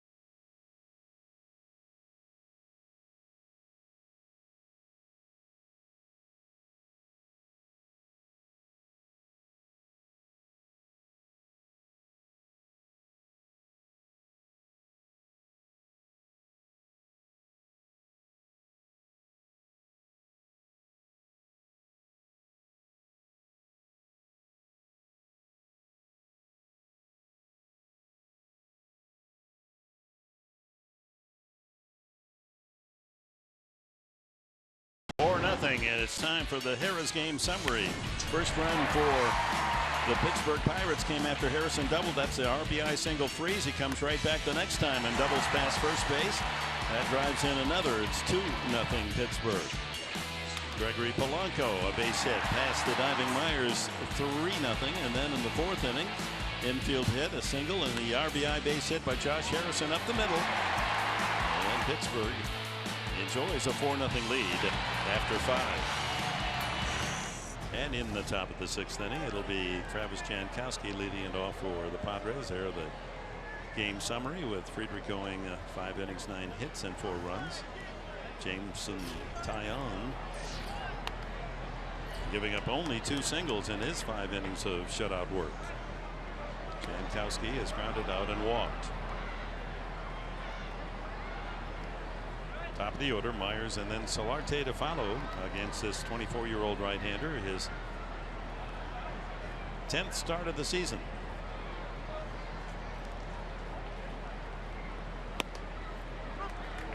Oh, and 2.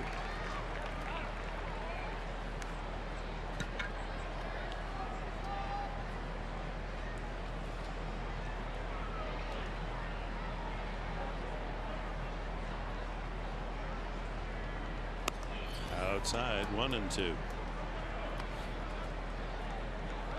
Nice little piece of trivia as we approach the start of the NFL exhibition season involving NFL football here in this city. 1-2. Outside, 2-2. What was the nickname of the Pittsburgh football franchise before they became the Steelers in 1940? That's a good one. I do not know the answer to that. Pulled up the middle. Harrison is there to get the speedy Jankowski. 1 away. Hey, stay tuned for that trivia answer. It's coming up right after this. Saturday on FS1, Andrew McCutchen and these Pirates look to power past the Dodgers lineup. The action begins at 12:30 p.m. Pacific on FS1. To watch it live on Fox Sports Go. Pirates, Dodgers on Fox, FS1. Yeah, the Pirates go to LA for 3 and then up to San Francisco for 3. Will Myers up twice, grounded out twice.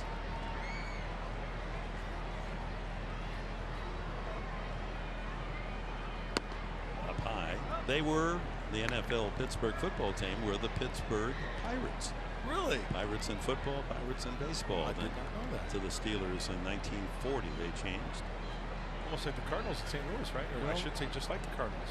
Well, baseball was there first, so when the NFL erupted in popularity, the teams often took the name or part of the family of the nickname. The Detroit Tigers, Detroit Lions, the Chicago Bears, and the Chicago Cubs. Didn't they have the Chicago Cardinals there too? Yes, the Cardinals, and then they went to St. Louis and eventually on to Arizona. That's interesting. And there was a New York Yankees football team at one time.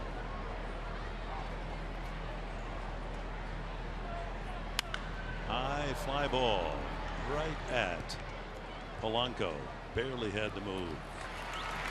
2 away, and Taillon has been very impressive today. Only 2 singles and 2 walks. And we're 2 outs into the 6th. Yeah, the strikeout has not been a big thing for Taillon. 2 this afternoon. Putting the ball in play, just haven't been able to find the holes. Solarte grounded to short, fly to center.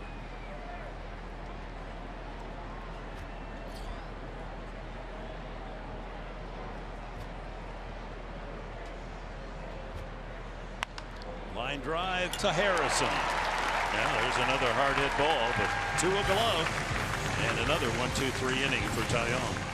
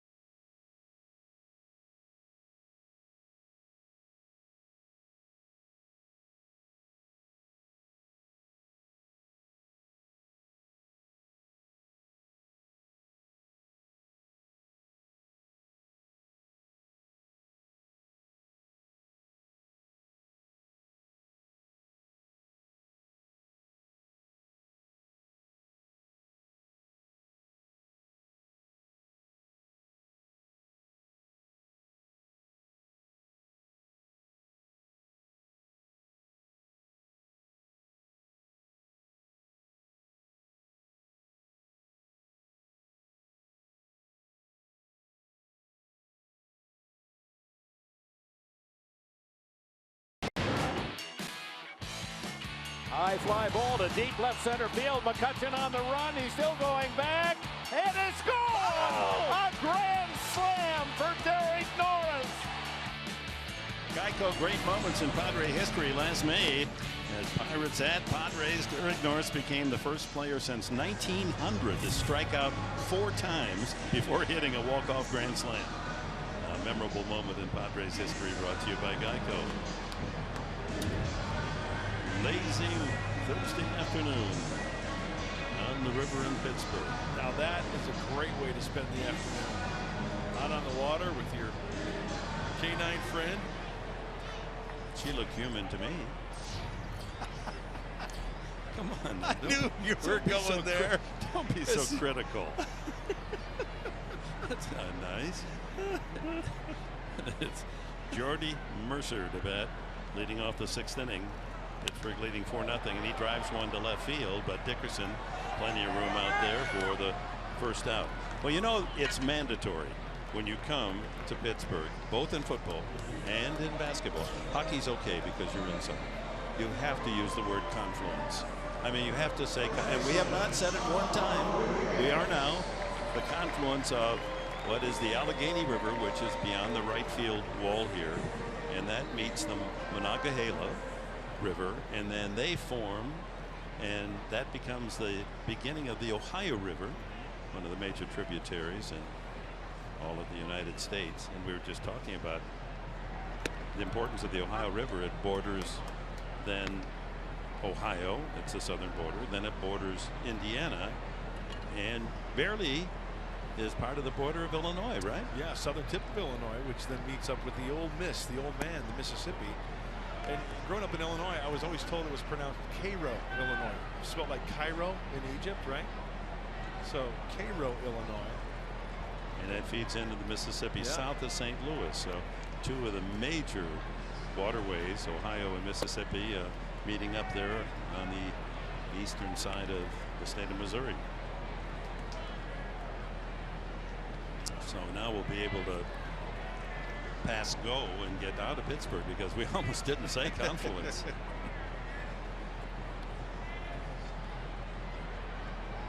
Rodriguez takes inside 2-2. He took a 3rd strike and swinging bunt single and scored a run in the 4th.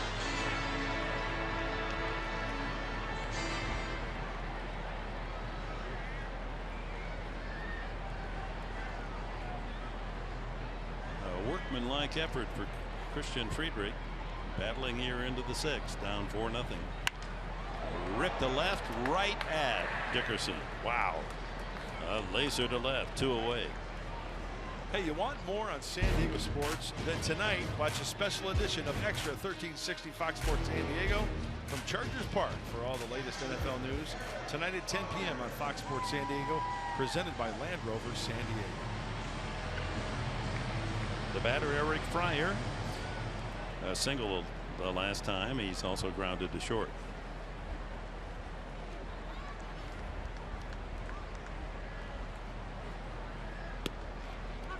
I want to correct myself.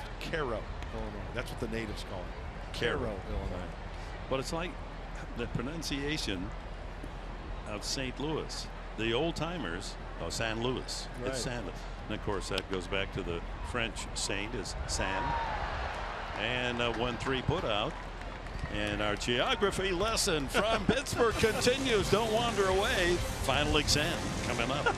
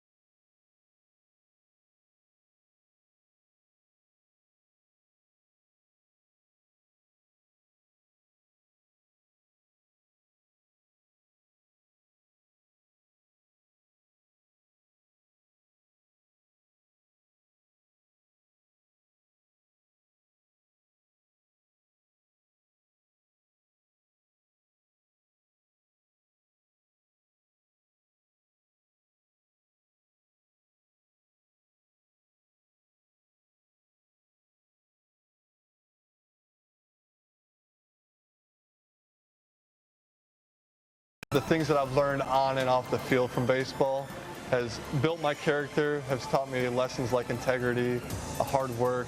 He brought people up to a standard that you felt like inferior if you weren't living up to kind of his level. So it was a lot of fun to be around him. He was, again, that leader type that you kind of needed. They give so much to us. It's nice to give a little bit back to them, and I know that they'll have these stories for the rest of their lives. That was a sneak preview of tomorrow's all-new Padres POV presented by Sequan Casino. Tomorrow after Padres Live right here, Fox Sports San Diego. And a reminder, we'll be on the air for the first of the 3-game series against the Mets at 4 o'clock as we check on our In the Driver's Seat, brought to you by Kia. And young Jameson Taillon, 6 innings of 2-hit ball, no runs, just a couple of walks and 2 strikeouts. For the Padres here in the 7th, Alex Dickerson, then Schimpf and Blash, the middle of the order. 3 men that started the season at El Paso are the heart of the batting order today here in Pittsburgh.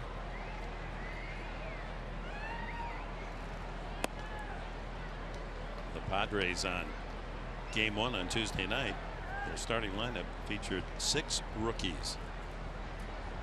I think that's the only time this year in the major leagues someone could make that claim. A high fly ball center field. McCutchen as the first out, and we're going to check on the Cholula flamethrower. All right. Taillon on the hill for the Pirates, and what is the right-hander getting up to? 96. And you know, that is hot sauce, but the Padre hitters, they're putting the ball in play, Dick. Only 2 strikeouts. Just not finding any holes. But you can see why he was a first-round pick of the Pirates, 2nd overall. That was 6 years ago. And as encouragement, as tough as it is for any pitcher to hear the word Tommy John surgery is required. He had Tommy John and lost all of 2014 and all of 2015 in his recovery.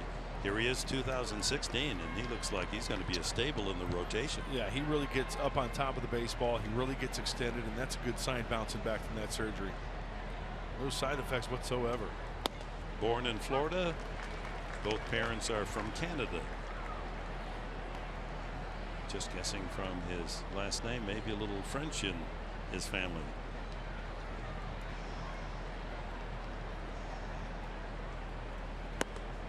Waved at and missed. Brian Schimpf down on a big swing, 3 strikeouts. Now for Jameson Taillon.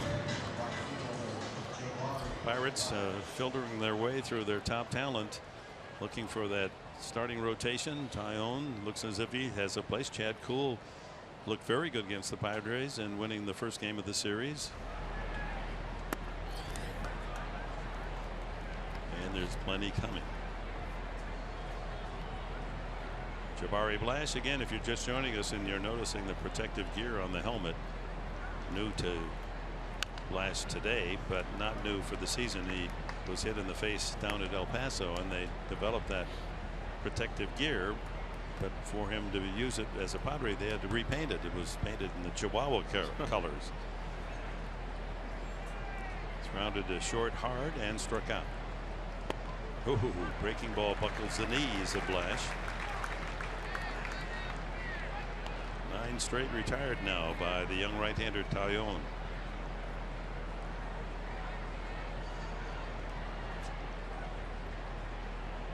The last hit for San Diego back in the 3rd inning. Nick Noonan didn't go. You know, we saw that list of young talent for the Pirates as pitchers are concerned. The one kid they really like, well, they like all of them, but there's one kid on the DL now, Tyler Glasnow. We saw him up there. They're really high on that kid. So, hey, they've got some good young arms coming up, hoping to pay dividends at this level. Jammed him, short fly, and another chance for McCutchen. And another 1-2-3 inning, 10 straight retired by Taillon.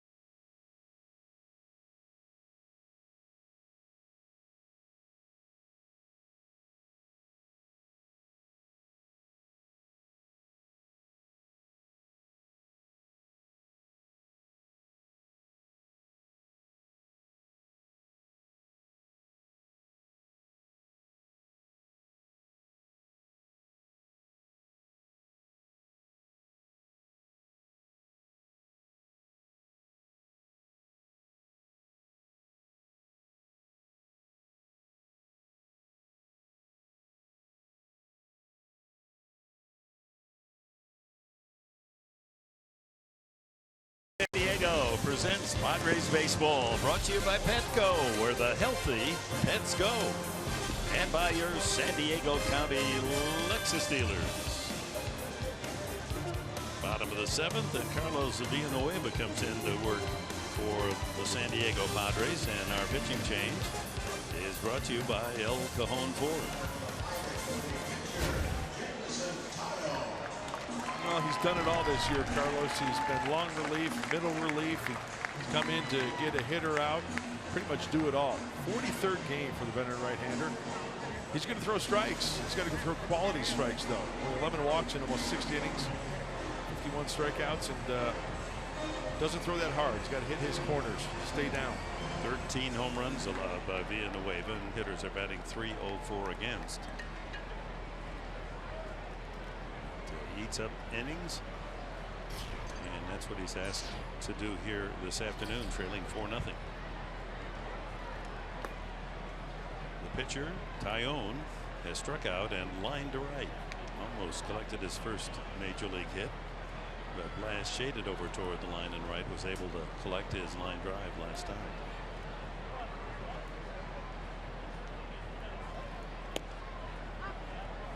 One and one.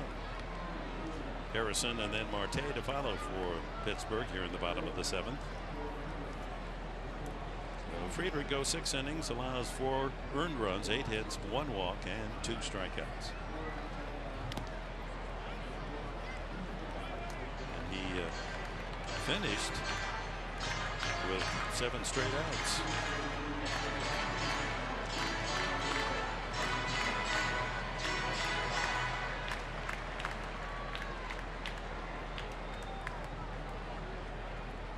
Up on the bat, Taillon.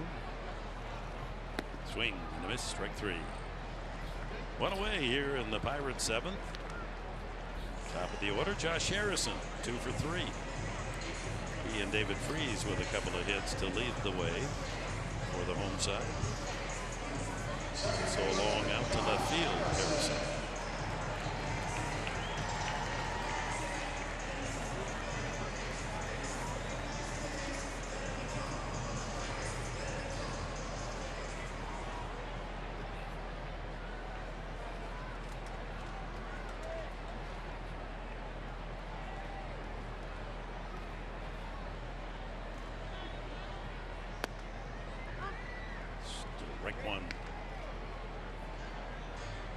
Some good news shared by Darren Balsley.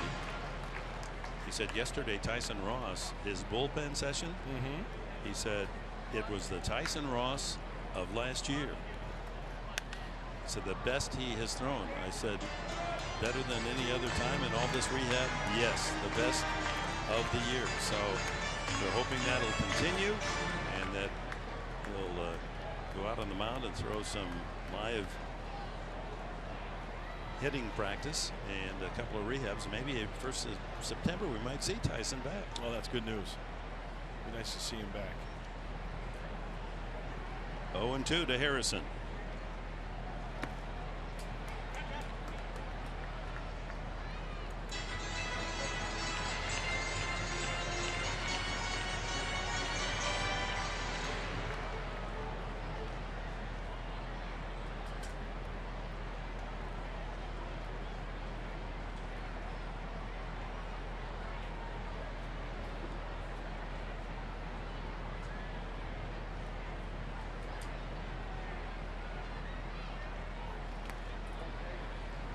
Two and two.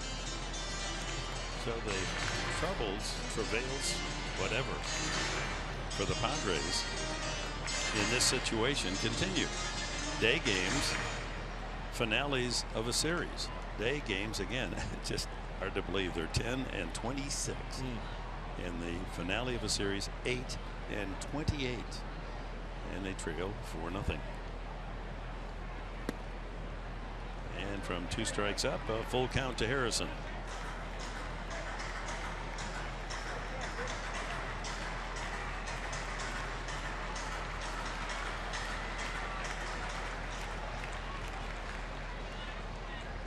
It's truly puzzling. Hard to figure.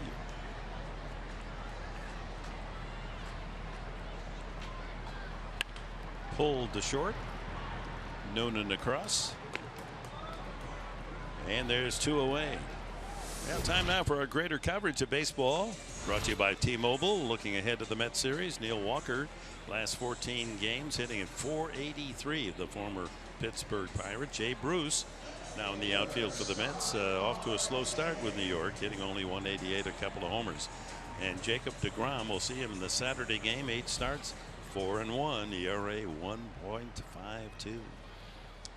Yeah, Yoenis Cespedes is still hurt, so Jay Bruce trying to pick up some slack there. All the focus on that rotation and those arms that they have for the Mets. Here's Marte, 1 for 2.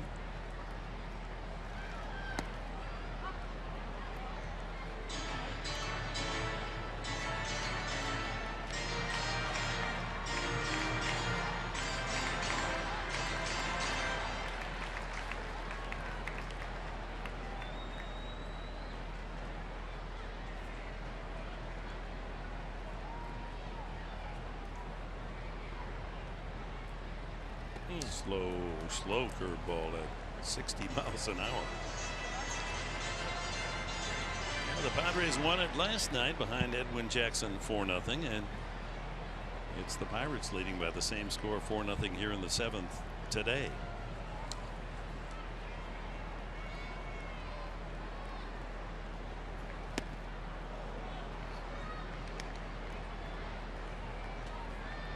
That was the old sweeper from Carlos Villanueva.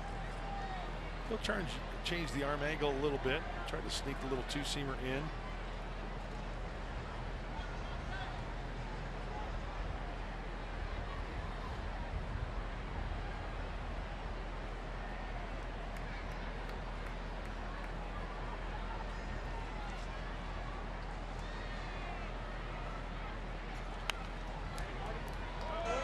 Inside there. Yep, there's that fastball. You cannot be afraid to do that when you only throw 89. You can't consistently just be away, away, away, away.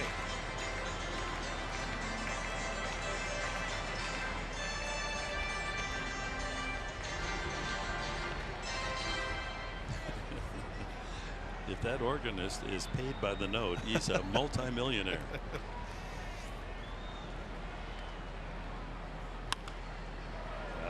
Short hopper out to Schimpf, and a 1-2-3 inning for Carlos Villanueva.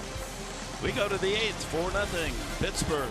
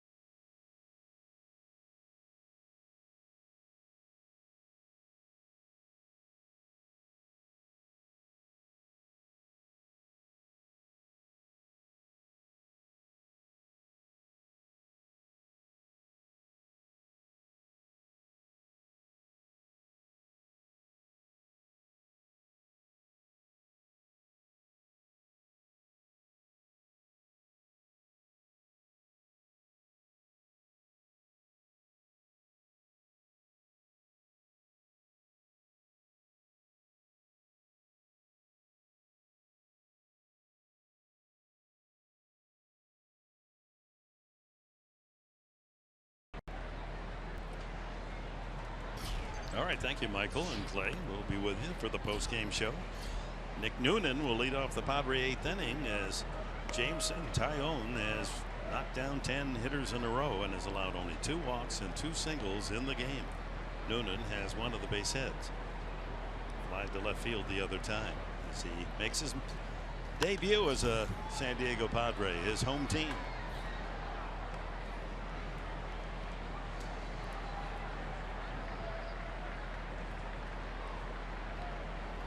Padres need some runs here, try to avoid their 13th shutout of the season, lead the National League in being shut out. They handed Pittsburgh only their 3rd blanking last night.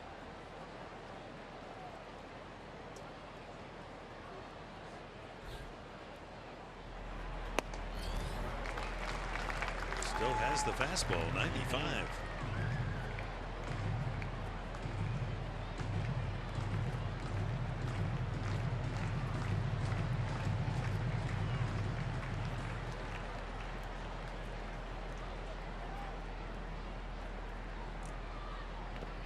Foul tip, no, he didn't get a piece of it, and he put out at first base. Well, the 95, 96 mile an hour fastball from Taillon has been the story this afternoon, but the breaking stuff is good too. He's throwing some good curveballs. This here looks like a curveball buried in the dirt, and with 2 strikes, Fryer does a nice job, creates a lane out in front of home plate to complete the 2-3 put out on Nick Noonan. Derek Norris, fly ball to center, ground ball to short.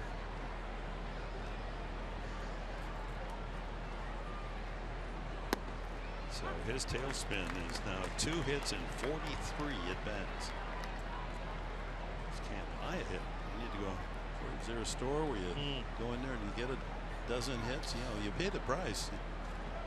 Sure could use some. You know, the thing that sticks out for me, and I know you'll agree with me, Dick, but there's a base hit. Nice. Lined over the shortstop Mercer's head. All right. That'll bring up Brett Wallace. Derek's the guy. You know, you look at him, you don't know whether he's 20 for 30 or 2 for 43, whatever the case is, and that's just the way he handles himself. He's a pro's pro. No excuses. Keeps working hard and gets behind home plate and just tries to do the best he can. Call a big league ball game. That's the definition of a pro. Brett Wallace, one swing away from making this one interesting. Just the 3rd hit off Taillon. 95 pitches now for the rookie right-hander.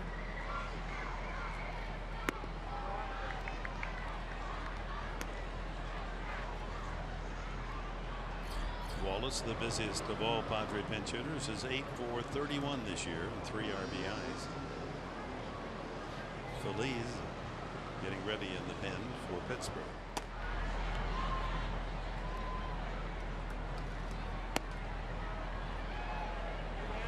So Wallace has the count in his favor, 2-0.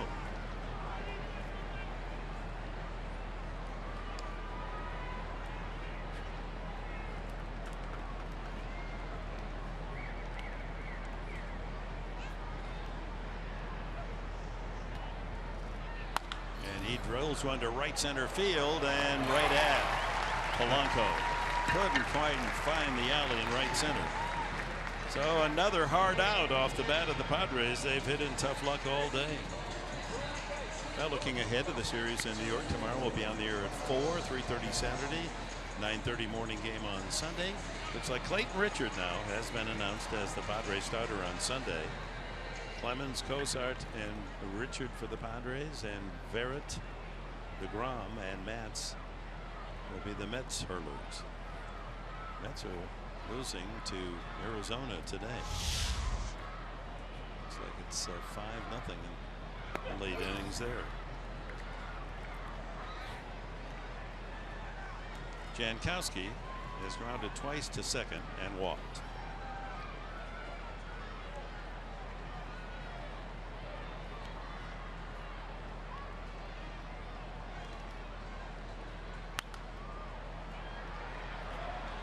No, it's a good rotation for those Mets. Third in the National League in ERA with a 3.4 ERA.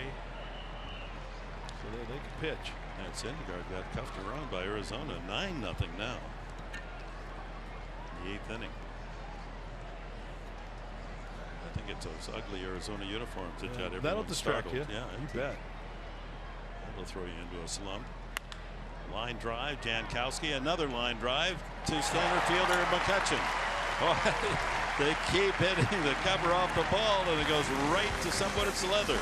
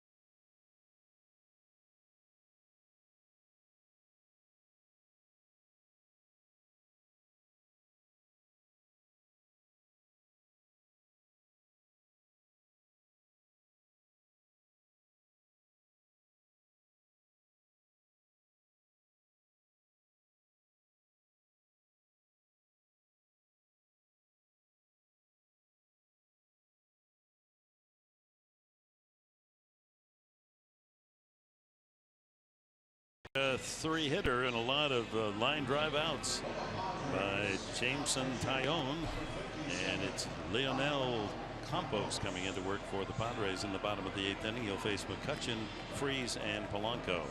Here's our keys to the game, brought to you by our Honda dealers of San Diego. Well, stay aggressive at the plate and on the base paths. But you know what, though, this is kind of misleading because it's only 2 hits this afternoon, but the Padres have hit the ball hard, just haven't been able to find any holes. A lot of Adam balls this afternoon. Right at him, no stolen bases, and handle the heat. Well, Jameson Taillon, 8 innings pitched, 3 hits. Haven't figured him out, but once again, it goes back to hitting the ball hard.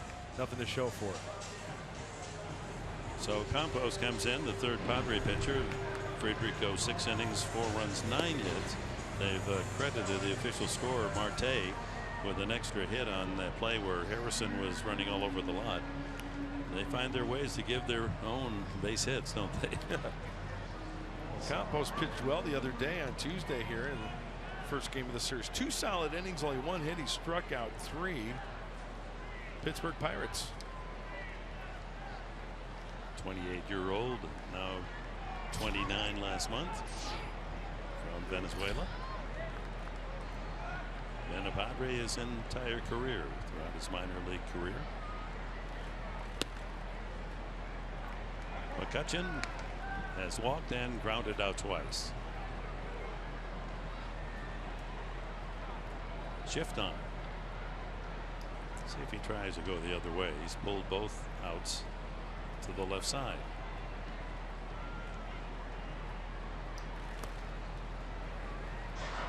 There's that shift you're talking about.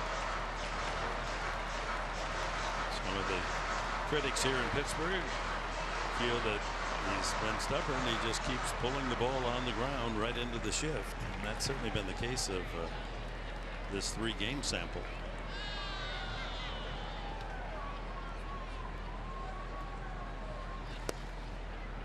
Strike at 92.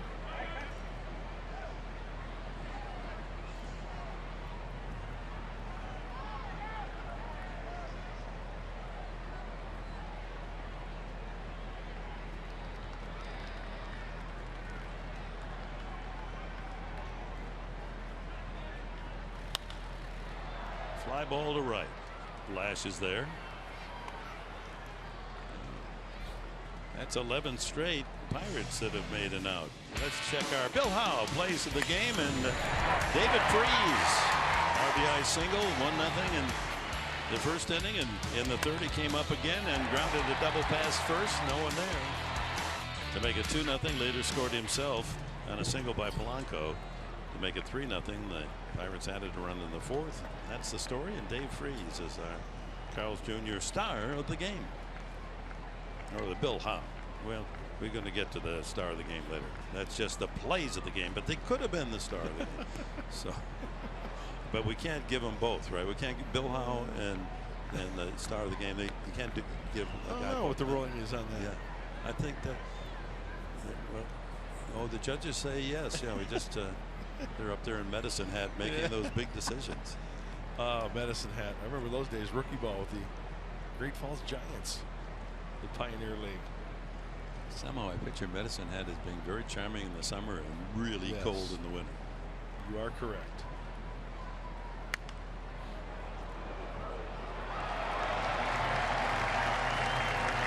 It's an intriguing name, isn't it? Medicine Hat. I mean, I'm sure it's got some Indian race. Darren Balsey managed in Medicine Hat for 2 years with the Toronto Blue Jays, their rookie ball team. Keep his aspirin in his ball cap, did he?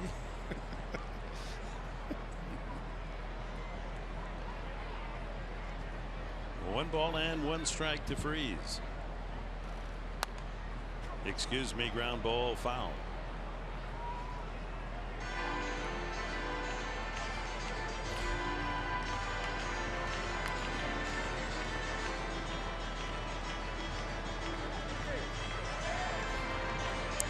Be a long night for the Pirates because they have to head west, although they gain the 3 hours, heading to Los Angeles for 3. Our flight over to New York shouldn't be more than an hour and a half depending on traffic.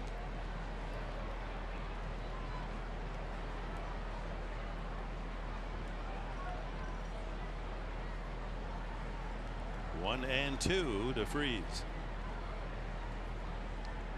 Got him. 2 away. No, 12 straight retired by Padre pitching. Well, the name Medicine Hat is the English translation of Samus, the Blackfoot word for the eagle tail feather headdress worn by medicine men or medicine hat. Very good. Yeah. Just think about the information that has been provided in this telecast. Oh, you can't get it anywhere else. Our viewers are much more smarter after today. Yeah, they're going to enjoy the rest of the afternoon. Is much more smarter incorrect? They're much smarter. That's good enough. Right there. Much smarter. I should know better. I should know more better. 2 outs to Polanco.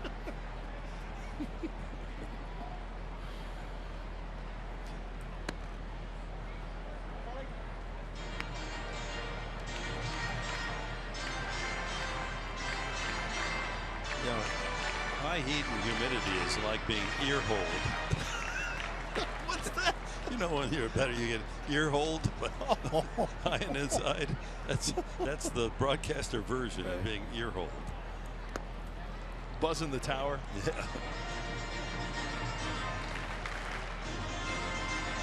Tell you what, loved playing in this type of weather, though. Loved it. In uniform, going out there and working up a ladder and staying warm and staying hot, staying nice and loose. Young Jameson Taillon has certainly enjoyed it today. See whether or not they'll ask him to come up with a complete game. Padres in the 9th will have Myers, Solarte, and Dickerson scheduled.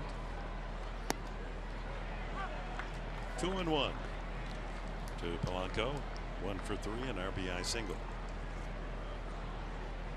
Last hit for these Pirates was Josh Harrison's single, and then Marte given a single by the score back in the 4th inning.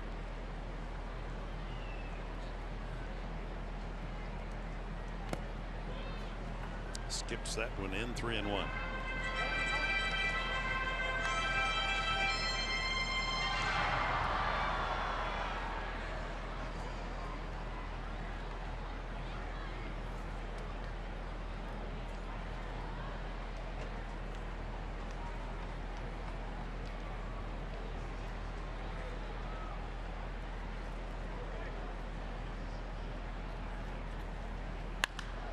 well. Left field, slicing into the corner. Dickerson tracking it and makes the catch.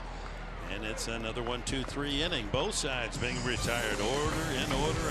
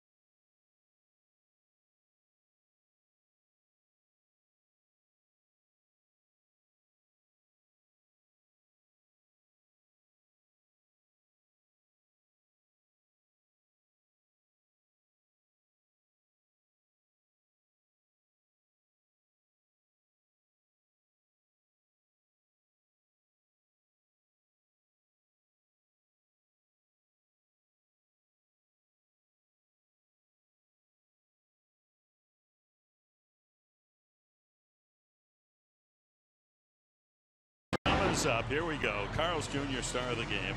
Jameson Taillon, this 24-year-old recovering from serious Tommy John surgery, back in form and pitching a beauty today. 8 innings, just 3 hits, struck out 4, walked 2.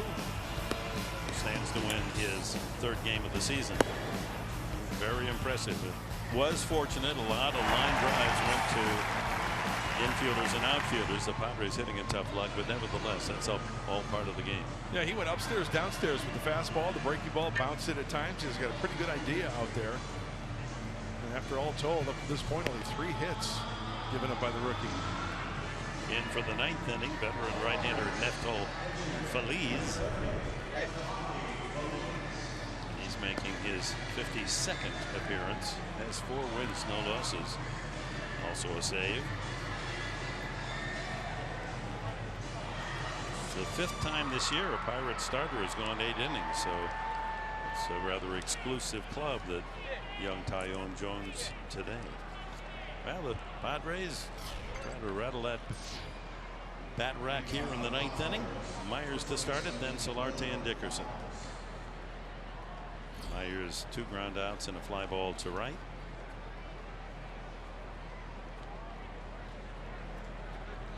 Been a tough series, 1 for 11. His one was a big one, a home run.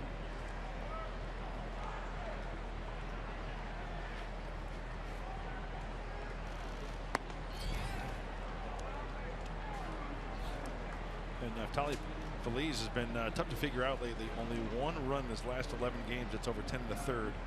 Mid-90s on the fastball, breaking ball, and a changeup.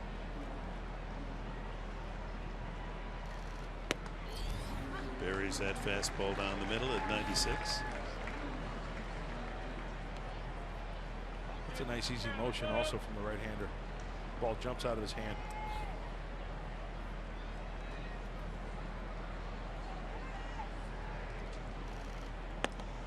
Two balls and a strike.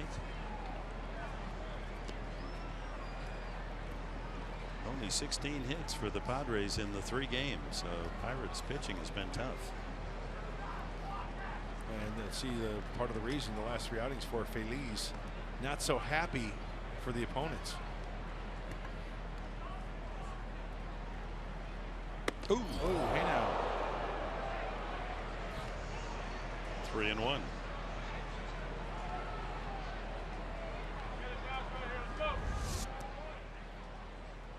Let's see where the catcher Fryer is set up. Does he want to bury it inside? They have been pitching Will Myers inside. That one just gets away from him a little bit, but still, that's scary. That was a buzz job. And sails into the upper deck and caroms all the way downstairs. So full count to Will.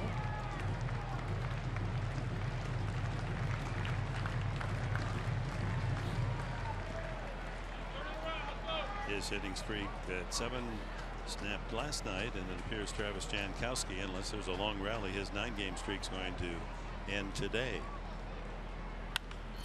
There's a base hit through the right side. Well, there's a start for the Padres.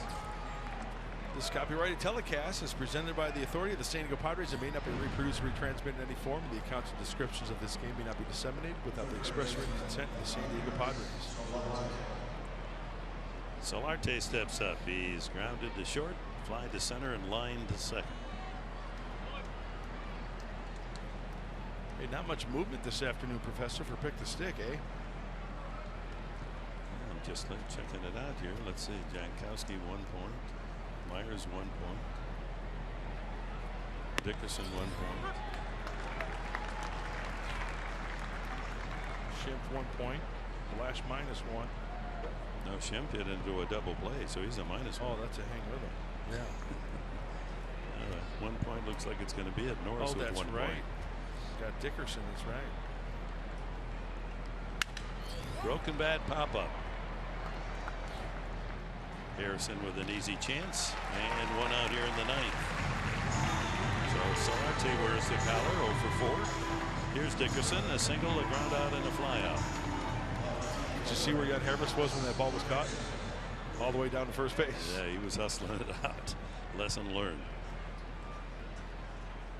While Dickerson and the new Padre, Nick Noonan, both born in Poway. There's an age difference of a couple of years, and he said we never played on any teams together. And of course, Noonan went into San Diego, Francis Parker, while Dickerson stayed in Poway. But it is quite unusual. Here's 2 guys in the starting lineup, both born in Poway. Yep.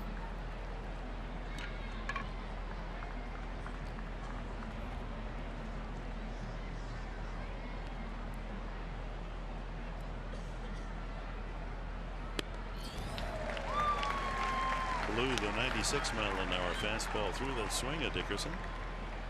0-2. On this Thursday day of baseball, stay tuned after this one. Padres Live postgame show. Mike Pomerantz, Clay Hensley going to break this one down, and everything else happening around Major League Baseball. So stay tuned for that. We're going to hear from manager Andy Green. Talking to Alex Rodriguez, too. Last game coming up Friday. Arizona's completed their job in New York, winning 9-0. So the Padres now in a fight to hold off Arizona to stay ahead of the D-backs, bottom spot in the West. Arizona started today 2 games behind San Diego.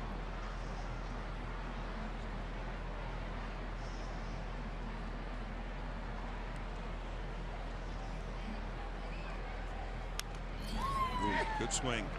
Fouled it back.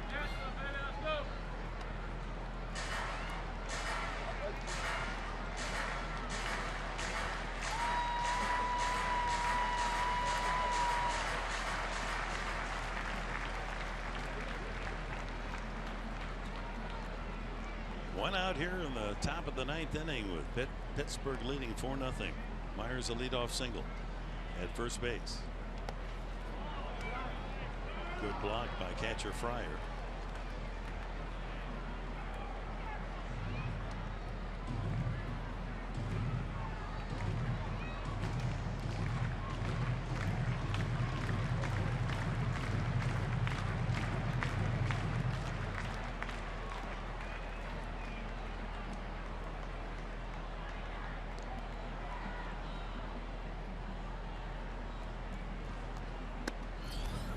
And 2-2. Ryan Schimpf on deck. Garrett Cole on the left. Young Tyone on the right. Pretty good combo right there. Well, their pitching is very young and very good.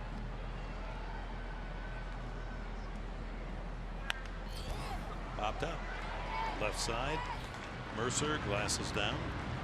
And the Padres down to their final out. It'll be Ryan Schimpf.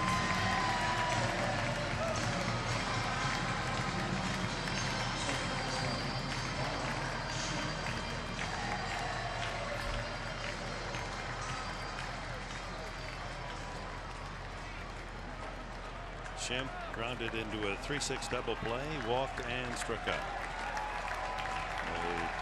Jolly Roger is out.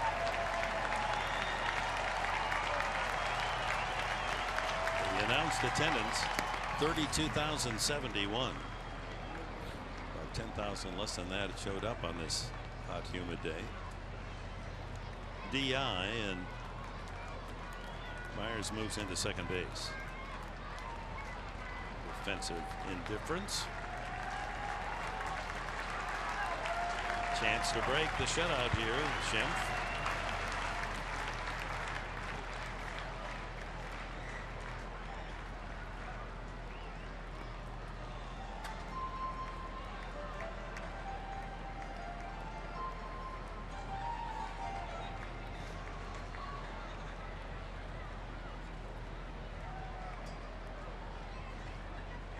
Myers at second. 1-0 to Schimpf.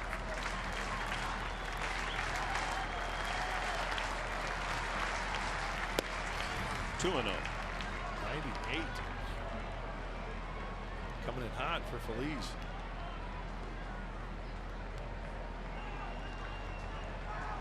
Jabari Blash would be next.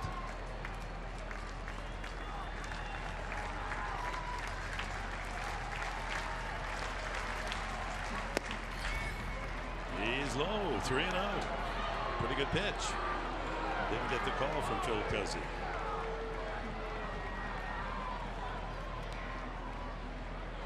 Get another man on there and do some damage.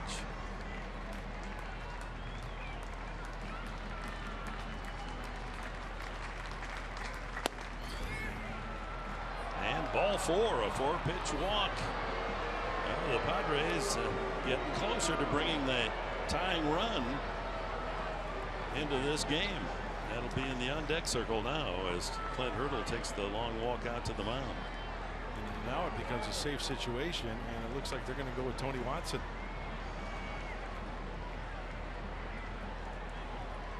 So Feliz gives up a single and a walk, gets a couple of outs. Hurdle not taking any chances, and to go to the pen, bring in someone to pitch to Blash. It's still 4-0.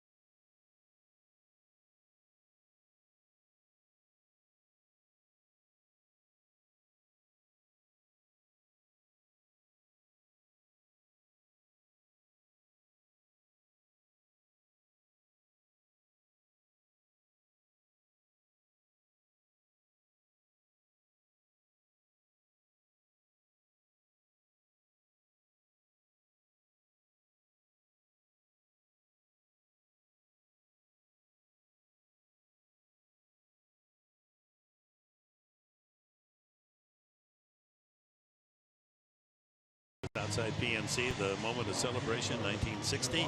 Bill Mazeroski circling the bases, cap in hand, as he has just hit a home run over Yogi Berra's head over the left field wall in Forbes Field, and the Pirates had won the World Series. Here's Tony Watson. This is an interesting move by Clint Hurdle. Watson came in to relieve in game one and gave up a home run to Jabari Blash, and he comes in to relieve Feliz and faces Jabari Blash with 2 men on.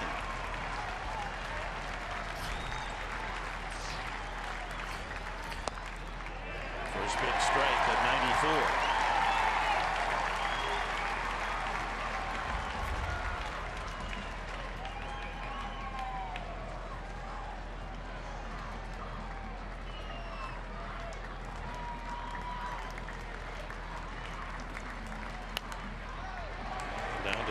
Detroit. A win for Pittsburgh will split the 6-game season series.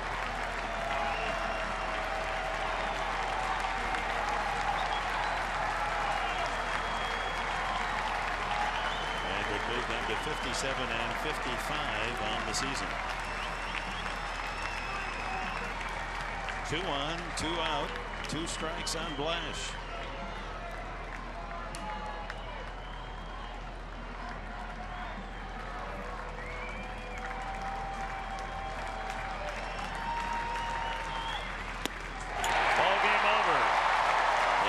And Padres trade 4-0 shutouts.